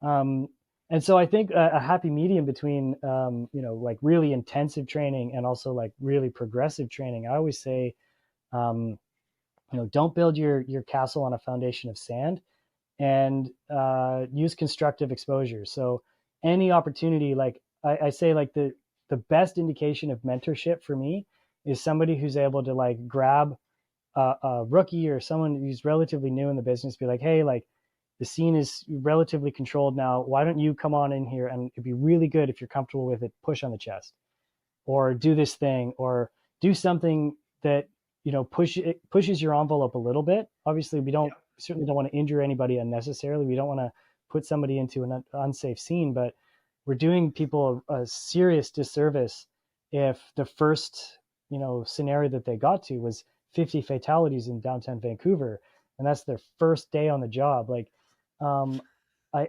again, I think directly to your point, like we need to like ease people into the reality of something that isn't messing with 1,000 triangulars and band-aids on a carpet floor in a EMT exam. Like we really need to put people outside and expose them to the work that they're eventually going to be doing.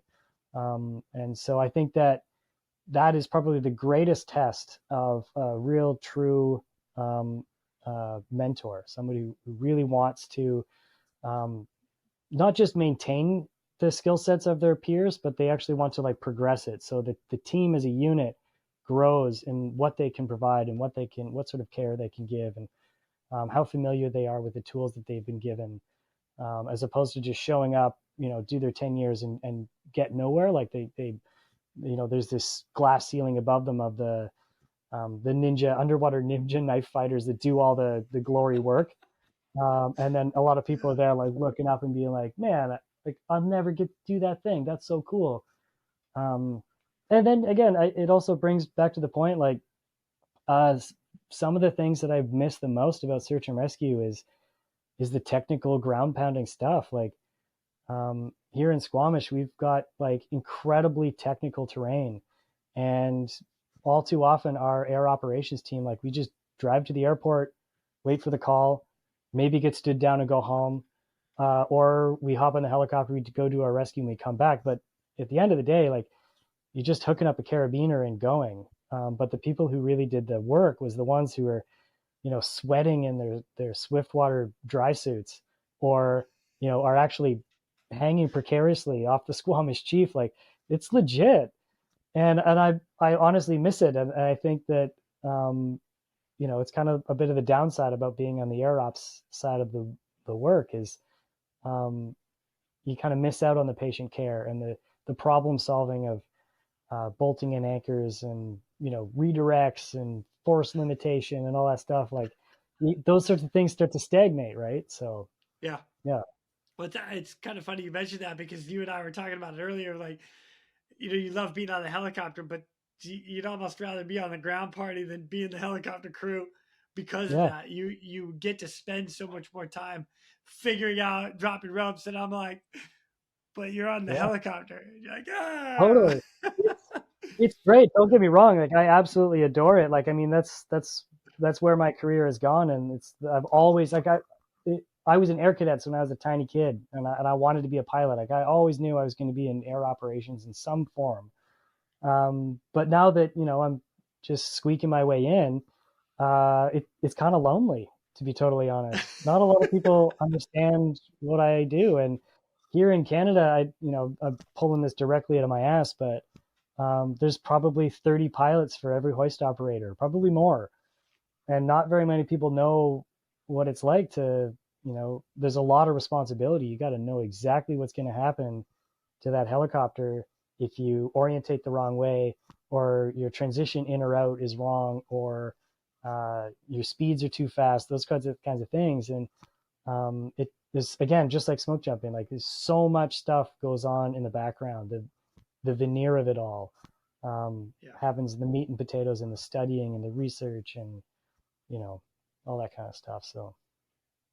Well, you've had such a unique career. Like you've been able to be part of that ground party and doing major rope systems with redirects and a 3-to-1, a 5-to-1, whatever it is to get people out of it. And now you've gone into the helicopter world where you're hoisting guys out. There's two thought processes with that. And I really enjoy this conversation because, which I just had a conversation with two people down in Kentucky, and based on where the helicopter response is and where they are, they could set up a rope system and have somebody clear it out in about an hour. Let's go an hour, hour and a half. If they were to do the same thing, get on scene, and then decide, hey, we need a helicopter, by the time the helicopter gets there, they could already have the patient out. Yeah. So it's like, it's what do you need to do for the victim, for the patient? Like, I get it. Helicopters are sexy and I'm all about it. Please call me. But don't call me if it's going to take longer for me to get there than you to get them out and get them to better care. Like, that doesn't make sense. That's what I say to... Sorry, go ahead. Yep. No, go ahead. Oh, sure. Okay. I was going to say, like that's what I tell ski patrollers all the time is like, you've got a patient that's trying to die on you. The fastest way off the ski hill is in a toboggan. Throw them in a toboggan and go. The helicopter is used like if you actually stabilize the person and you need that helicopter, or the patient's spine is, they have spinal deficits, or they're in so much pain that it's just unethical to bumble them down the highway or down the ski hill. Absolutely.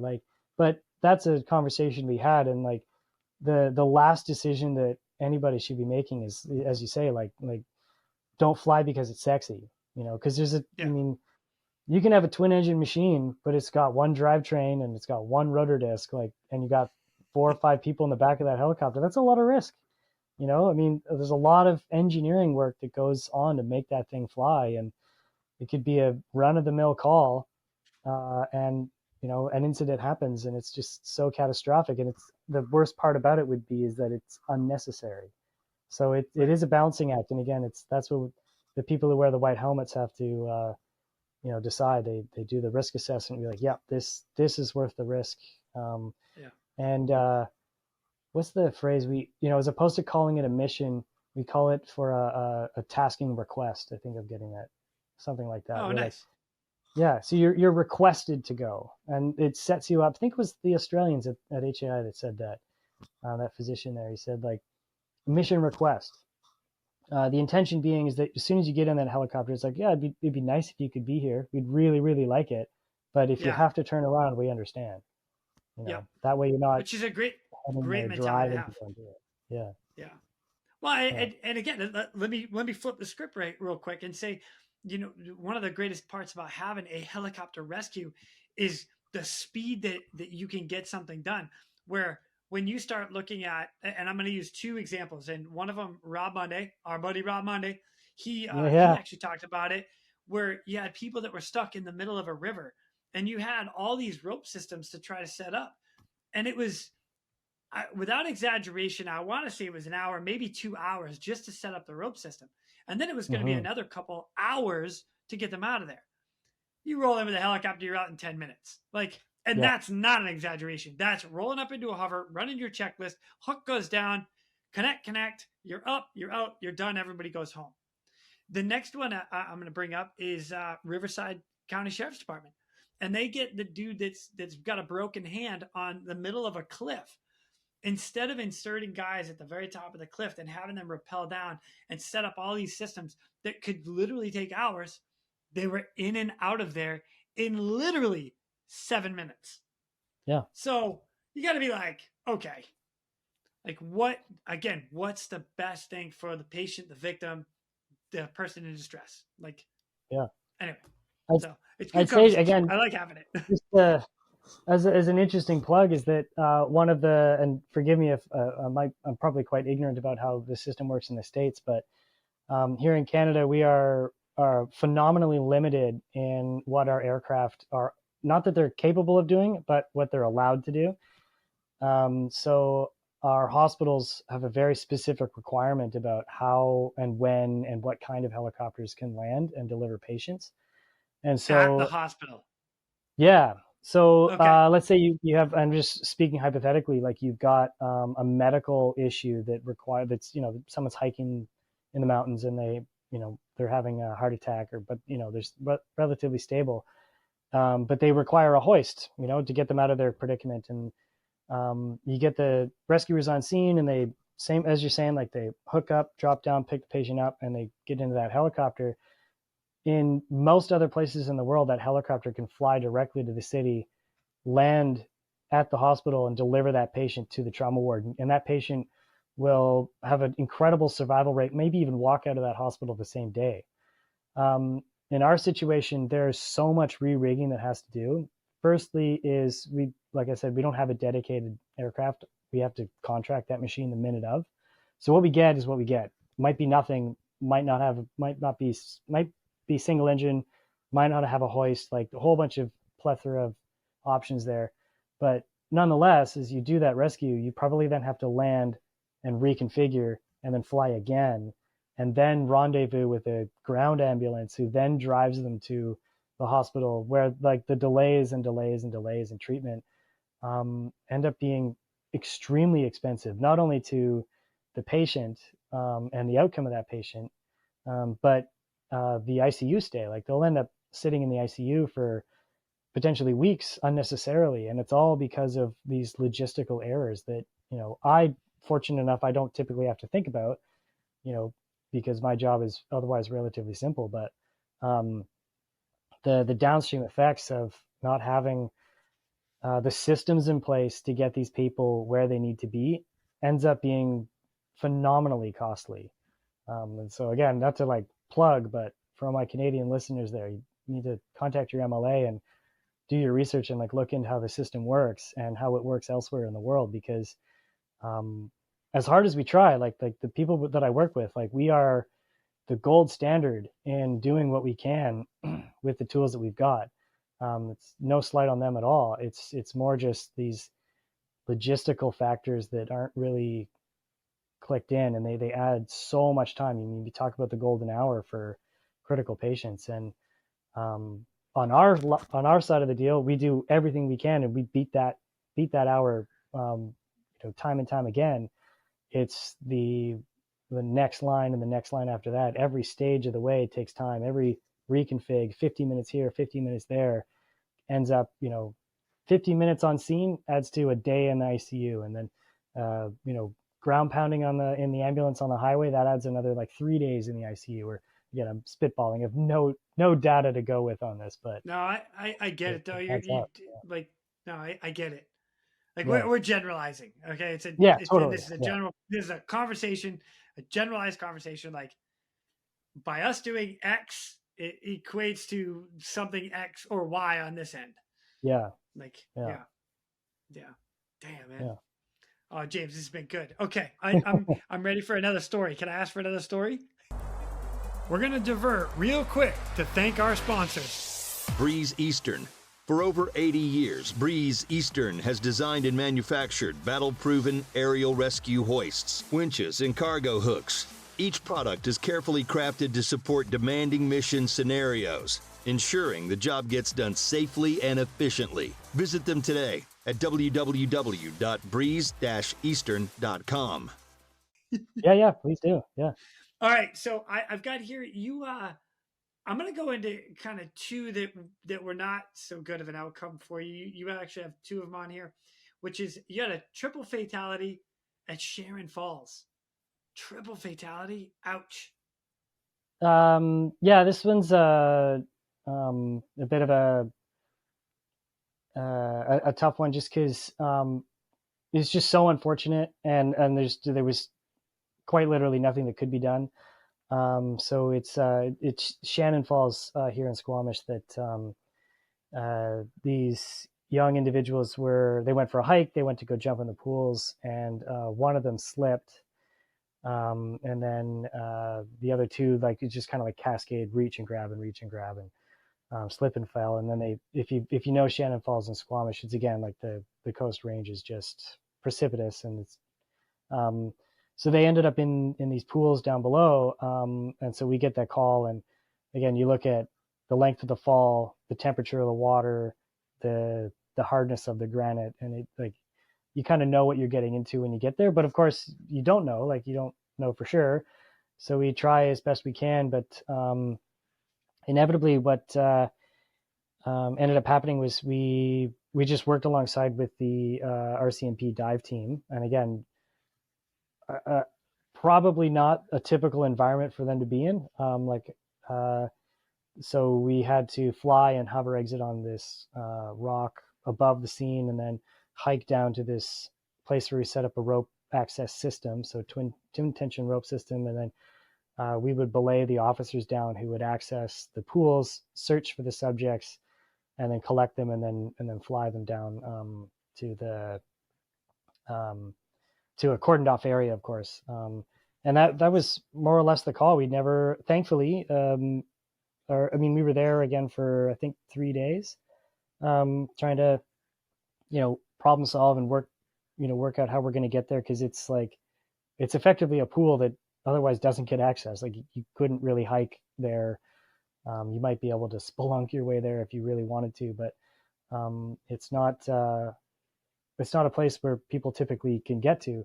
And so reminding ourselves, we're sending professionals who are working, who are responders themselves, into a scene that's that challenging and diverse, to go and unfortunately recover bodies. We took every step we could to make sure that it was as safe as significantly possible as we could, to get them out of there and to their families. So that was effectively our job.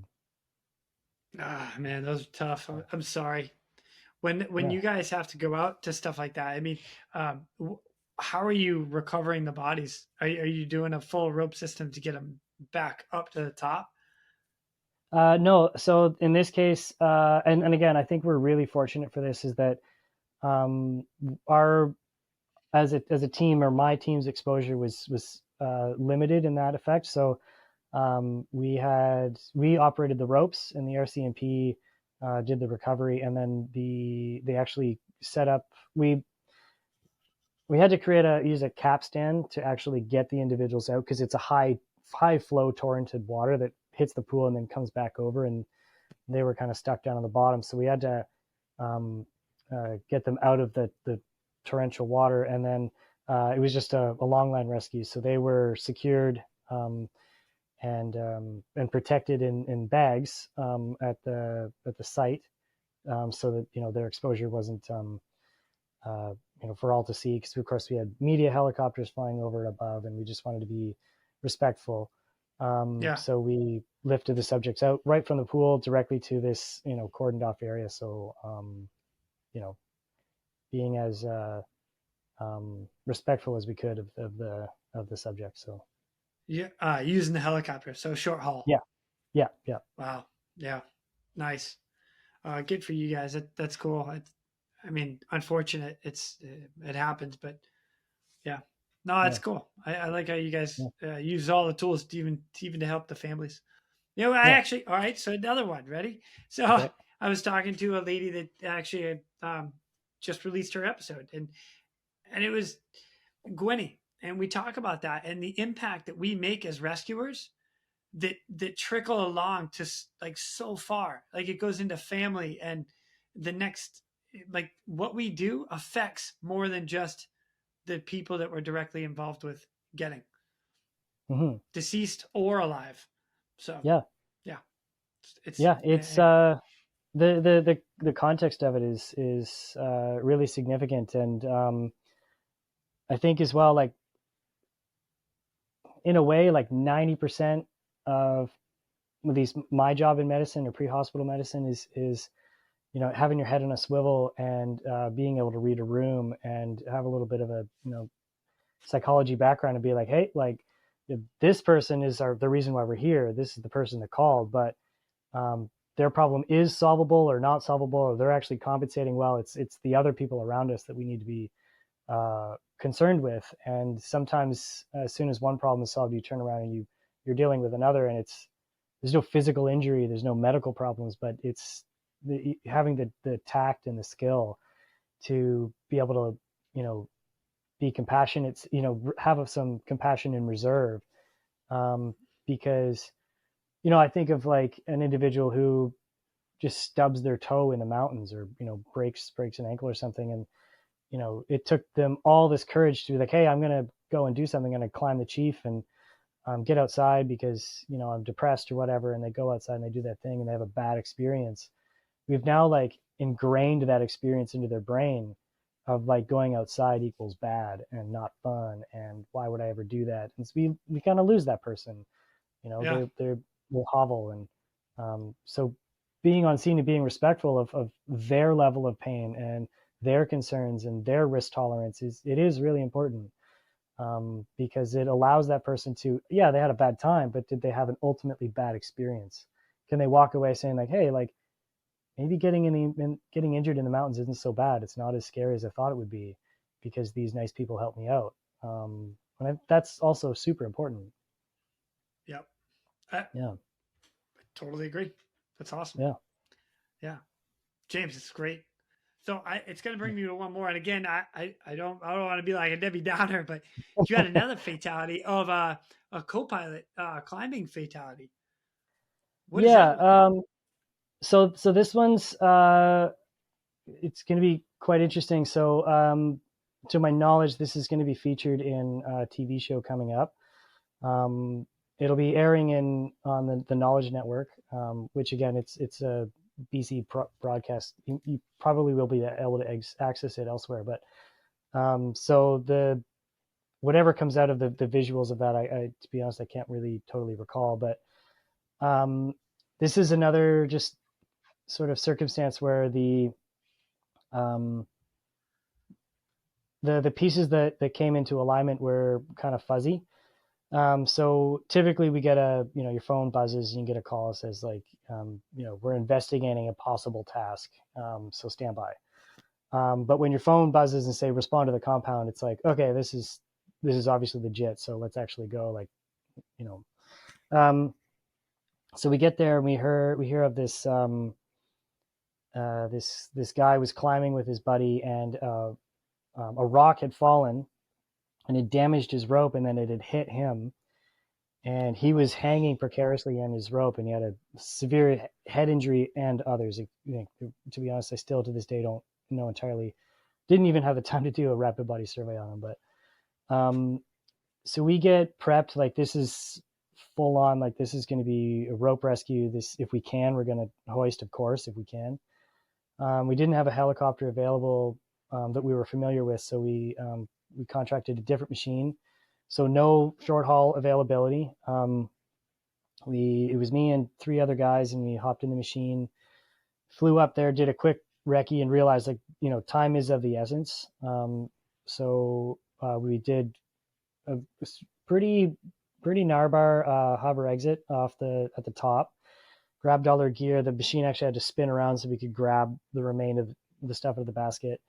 And then the machine left, and so we're now all we have is what's on our backs. And so we've got this component rope rescue system. So what's in one person's pack is mirrored in another. And then we bolted anchors into the top of the mountain And then typically what we do is option one is attach ourselves to the rope and get belayed to site, or option two is put our belay descent devices on and rappel down to the subject.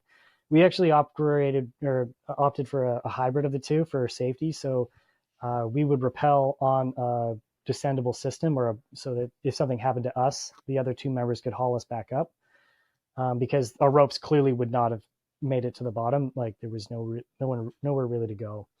So again, the two of us rappelled down to site. When we got there, we had to come off of our ropes. We typically kind of haven't really even reached the subject yet.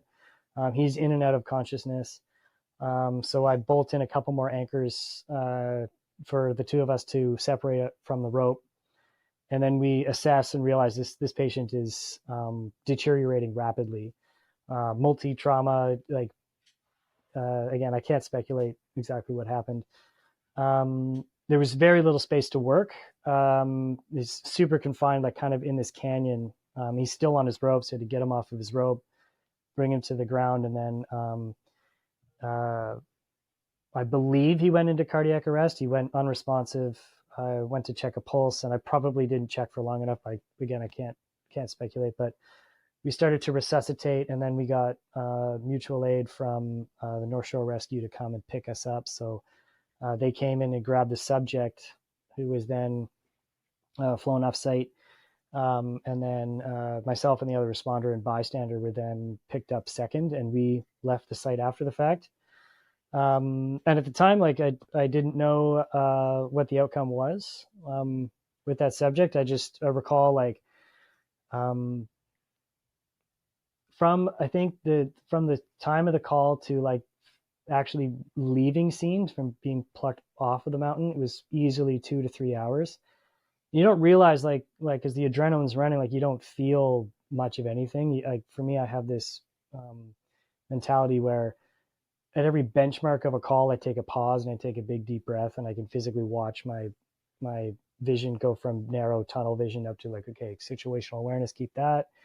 And I've got a drill clipped to my belt and my harness, and I've got my backpack on, and it's quite heavy. And so I was rappelling down, and I didn't realize how much I was compressing. I was basically doing squats, getting down and then, doing compressions on this guy and whatnot. At the end of that call, and then I come home and I'm sitting on the porch, just kind of decompressing by myself. And I felt like I had been hit by a truck.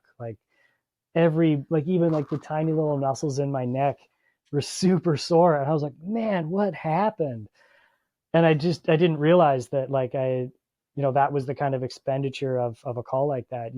That's why you train. That's why you practice. That's why you take care of yourself for calls like that, because I didn't realize how hard I had worked. Yeah. Wow.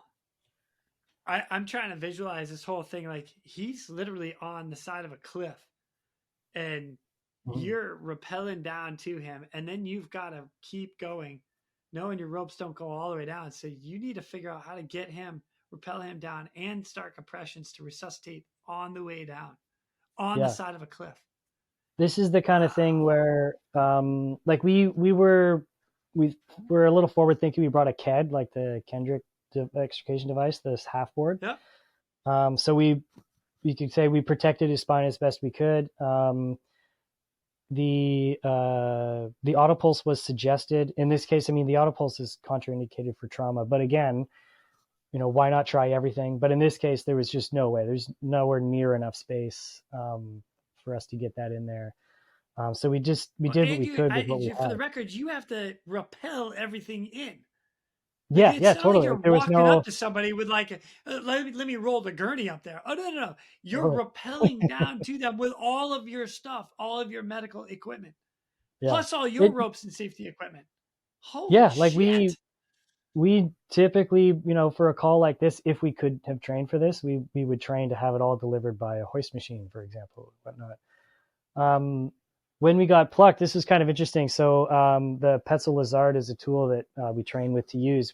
Unfortunately, we weren't able to use it on this call because of, again, regulations and STCs this and STC that. So we ended up having to make do. And when the subject was gone, and then it was there was 3 people left on the mountainside.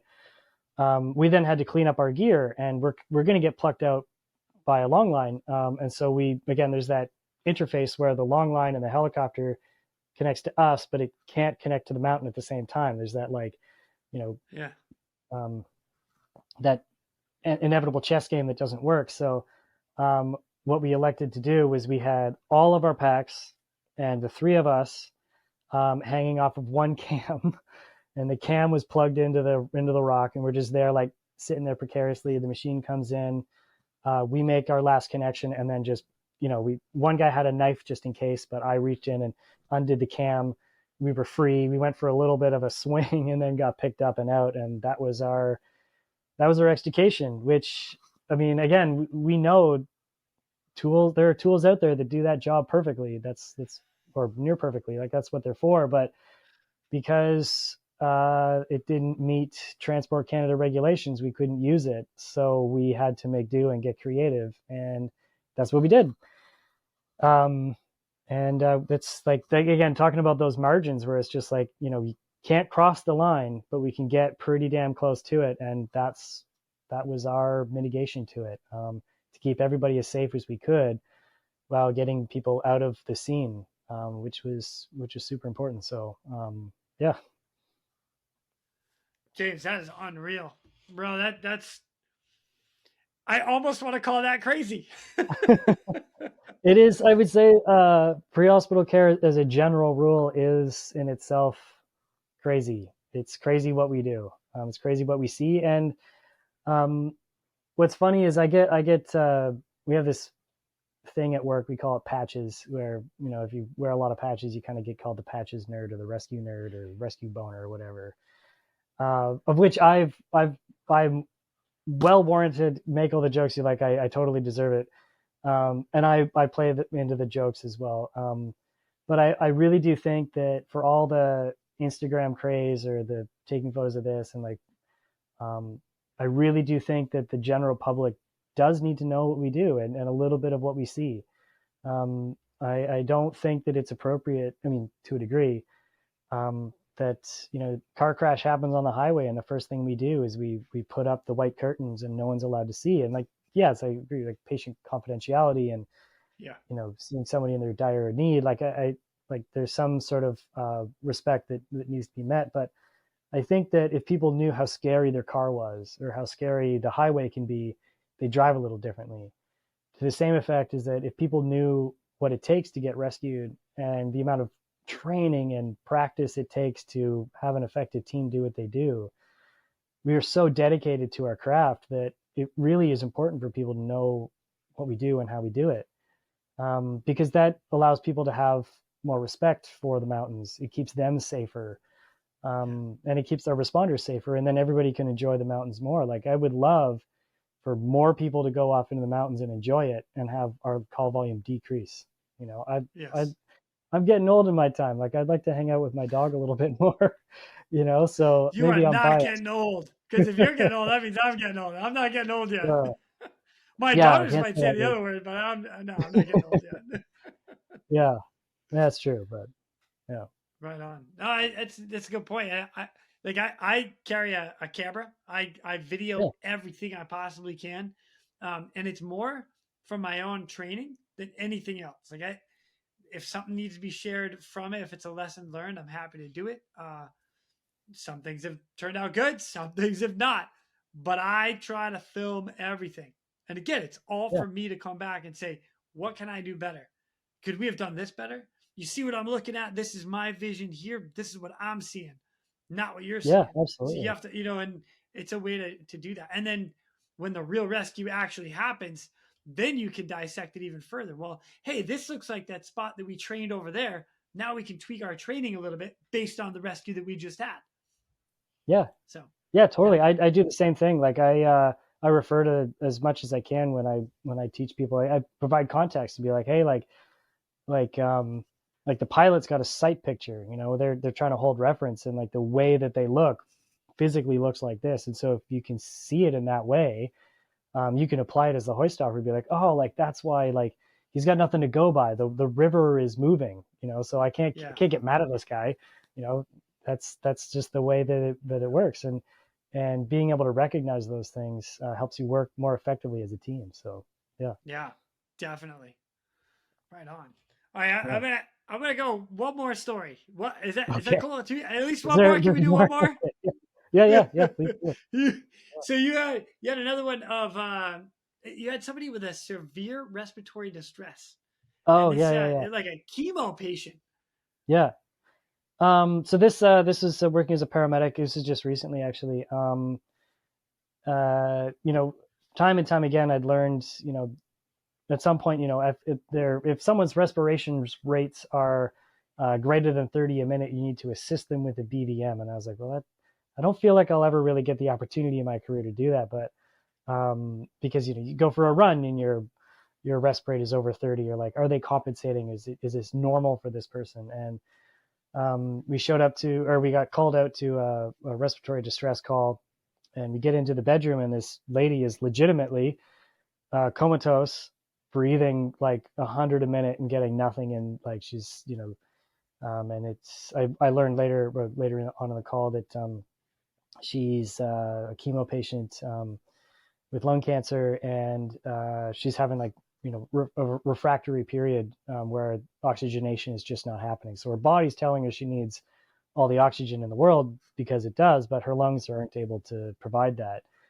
And so she's breathing so hard that she's losing the ability to mentate, like she's losing consciousness effectively. And so you get there, and she'll coordinate with you, and she'll look at you, and of course she was Japanese, so she didn't speak any English. And so I had a firefighter with me, and I was like, hey, we've got this BVM, I'm going to put it over your mouth. And of course, somebody who's in respiratory distress hates that. It's the last thing they want to do is be drowned when they are hyperventilating. So I had her grab the firefighter's hand and say, every time you want a breath, squeeze his hand. And I told the firefighter, every time she squeezes your hand, give her a breath. And it's this like interconnected coordination of like, she would do this and he would do that. And eventually we got, I would say her condition improved a little bit, where she would actually, nod and shake her head and answer some questions. And then we got her into a better position. And when she was upright, she could breathe a little bit better. But I think that one was really outstanding for me, because I've been on a call or two, like, I guess a number of calls where like somebody is not breathing. It's relatively easy. You just act as their lungs. Or somebody who's, a post-drowning person or someone, like they might need some assisted ventilations, but their respirate is manageable. Like 20 a minute is somewhat normal. And you can be like, yeah, breathe. And you can feel the pressure in and out. But this person was just like a ratchet. Like it was just in and out and in and out. And so getting the timing was a constant struggle.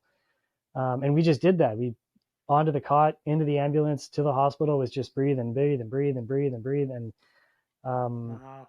and the only thing I can say was that like she was actually able to have a conversation when we got to the hospital. So something worked. I don't know if it was the ventilations or if her, pathologies just, improved with position or whatnot. But yeah, it was just a particularly outstanding call. The nice thing about it was,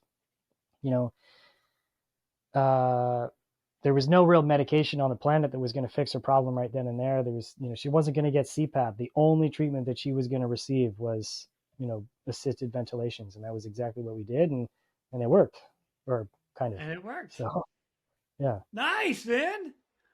That's great. Well done. Well done. Well, thank you. Yeah. Yeah. Hey, all the training worked. It worked. Yeah. It's pretty like an eye-opening like moment at the time. It's like, oh crap, like this is real. So yeah. Oh man, James, this has been so much fun for me, man. I appreciate all these stories. You have such a plethora of experience from all these different angles, from Canadian Forces all the way to smoke jumping, and now ski patrol, ski bum. Hanging out with Brian Fishbook. All right. So I am Yeah, super pumped that you're getting some good mentorship from that guy. I really am. yeah, I'm yeah, kind of envious of it. I wish I could say I could hang out with him for a season, even just a season, because he's a super good dude.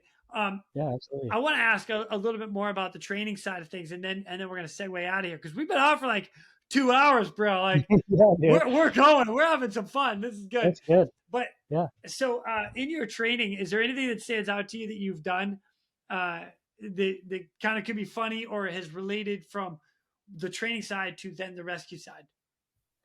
Yeah, the funny story I've got is so a couple winters ago during COVID, again, cold -20 snap or whatever, morale was pretty low, and of course we still have criteria to meet, so we got to check the boxes and make sure everybody's recurrent on certain skills, and lift evacuation training is one of them.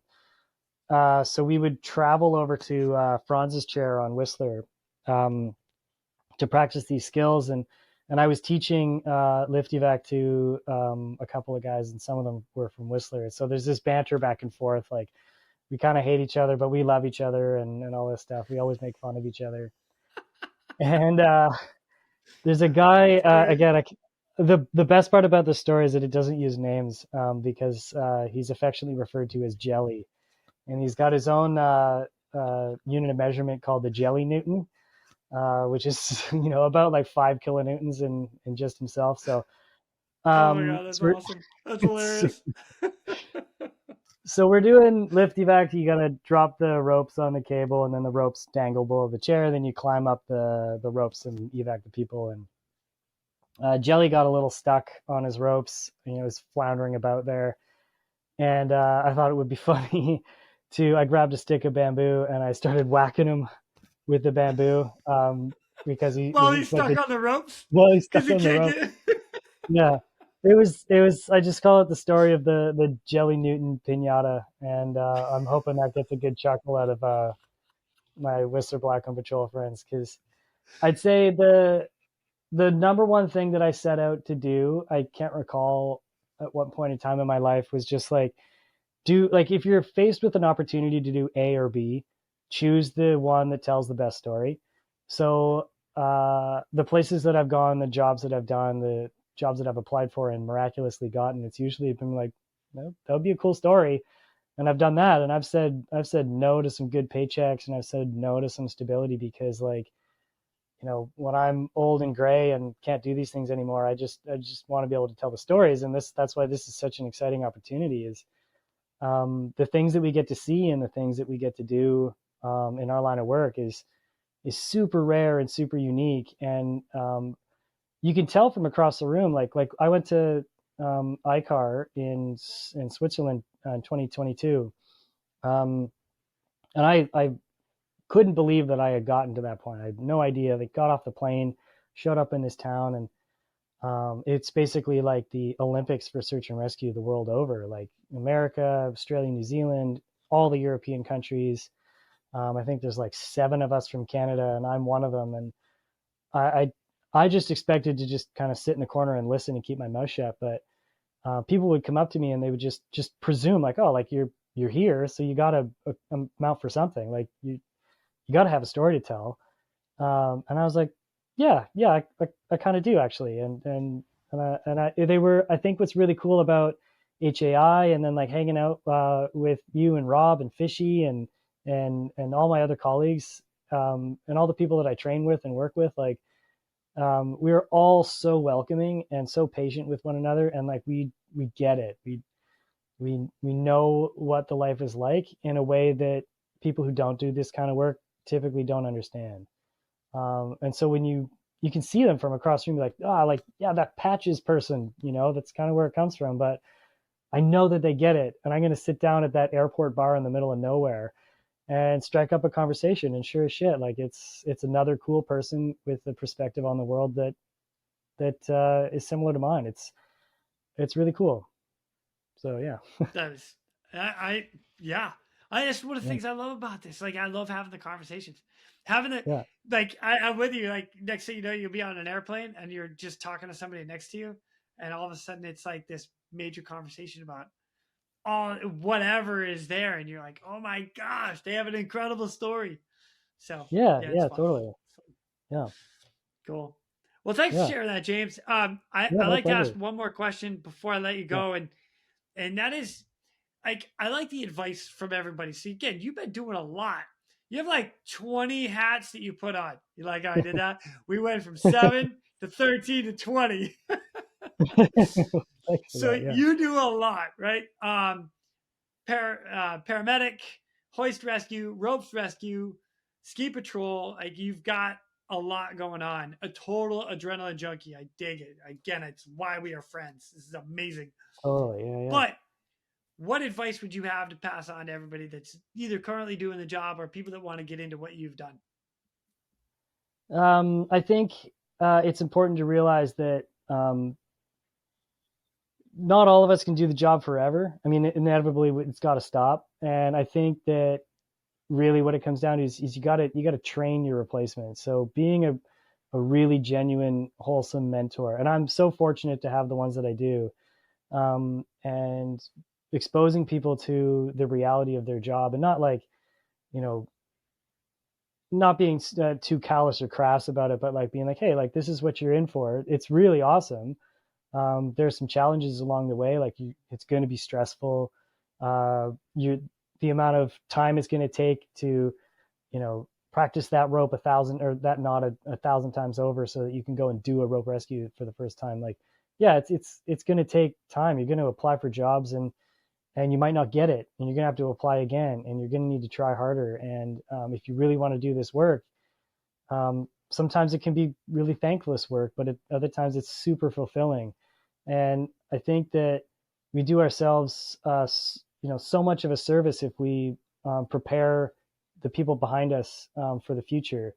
And again, I can't say this enough. Like I'm so thankful to be working with the people that I do, who have given me that opportunity, and who have spearheaded like major changes in the way that we do our work. And the general public is really fortunate to have them, as am I. And yeah, it's just say, train like it's real, and train with a buddy, train with somebody who's going to come in and take your wings from you. So yeah. Train your replacement. That's cool. Yeah. That's really good advice. There are people that are coming up behind us. They want to do what we do. I like give them all the knowledge to be able to succeed. I'm all about it. Yeah. Yeah. That's why I love to teach. That's what. Yeah. Give them all my tips and tricks here. Take them. Totally. You can have every one of them. I totally agree, because it's a limitless craft, right? Like as soon as you think that you know it all, there's something else to learn. And for a lot of us, like we pick a theme. So like I do rope in January, I do swift water in February, I do air ops, blah blah blah blah blah. There's something for every month, and then one of the months I take off. So you'll never stop learning. So you might as well learn to teach and teach what you know, and it helps you build your craft as well. And I think for all of the glory and the coolness of it all, I like to say that it's a thrilling endeavor, because it's a professional job that we do, but it's something that we can kind of come home and say like, yeah, that was cool. Like that is a cool thing that I do. But I don't, you keep humble about it. You don't let it go to your head, and you make sure you're better the next time. True statement. Yeah. James, this has been an absolute pleasure. Thank you so much for all your time. Over 2 hours of you and I talking, and I could keep going, just for the record. I really could. I'll tell you. But we won't do next that. time. Okay, Yeah. All right. We'll make it the next time. I like Yeah. that idea Or already. the next HAI, man. I'm looking forward to it. Yeah. Yeah, for sure. VAI now. We got Oh, sorry. we got to VAI. I make got the to say it transition. right. VAI. VAI. Yeah, totally. Verticon. Yeah. It's good. It's good. We're going to go with it. Oh, man, James, I look forward to the next day you and I get to hang out. Wherever it's going to be, we're having a beer. All right? You bet, man. Looking forward to it. And thank you so much for having me. My pleasure, dude. Anytime. We're going to do this again, because you're going to have more stories later. I'm excited. It's going to be good. Yeah. Right on. Well, I'll see you down I'll just see you wherever. we're going to spin the globe. We're going to hit someplace. That's the way it's going to roll. So, all right. That's what's going to happen, man. I'm looking forward to it. Awesome. Thanks, man. And with Cool. that, ladies and gentlemen, we are out of here. Go. Now, it's time for me to pull chocks and take off. But before I go, I'm always looking for the memorable rescues that people have done. If you have one that you're willing to share or know somebody who has a story, please feel free to reach out to me. I'd love to highlight it here at the Real ResQ. For everybody that is standing by for that SAR alarm, remember, those in distress are praying for a miracle. They are going to get you. So until next time, fly safe and swim hard. Thank you for joining me today here at the Real ResQ podcast, powered by Vertical Helicast. We'd also like to say thank you to our sponsors for this episode. Breeze Eastern. For over 80 years, Breeze Eastern has designed and manufactured battle-proven aerial rescue hoists, winches, and cargo hooks. Each product is carefully crafted to support demanding mission scenarios, ensuring the job gets done safely and efficiently. Visit them today at www.breeze-eastern.com. Anodyne Electronics Manufacturing, a leading manufacturer of trusted special mission avionics for law enforcement, aerial firefighting, and utility operators. Visit www.aem-corp.com and learn how AEM's digital communication and loudspeaker systems, avionics consoles, radios, and specialty audio products can support your most demanding missions. And therealrescuestore.com, your shop for all your podcast-worthy gear. From comfortable shirts to cozy mugs, we've got everything to showcase your love for your favorite podcast. So what are you waiting for? Head to therealrescuestore.com and let your gear do the talking. Sometimes it seems to be the little things in life where you're just out on the beach, out for a walk, with a little puppy that you rescued that's just so excited to be with you. He is just happier than life out on the beach. Aren't you, buddy? You want a treat? Oh, good boy. Way to sit down for me. Look at you. Just enjoying life. Out on the beach, huh? Yeah. Good job, buddy.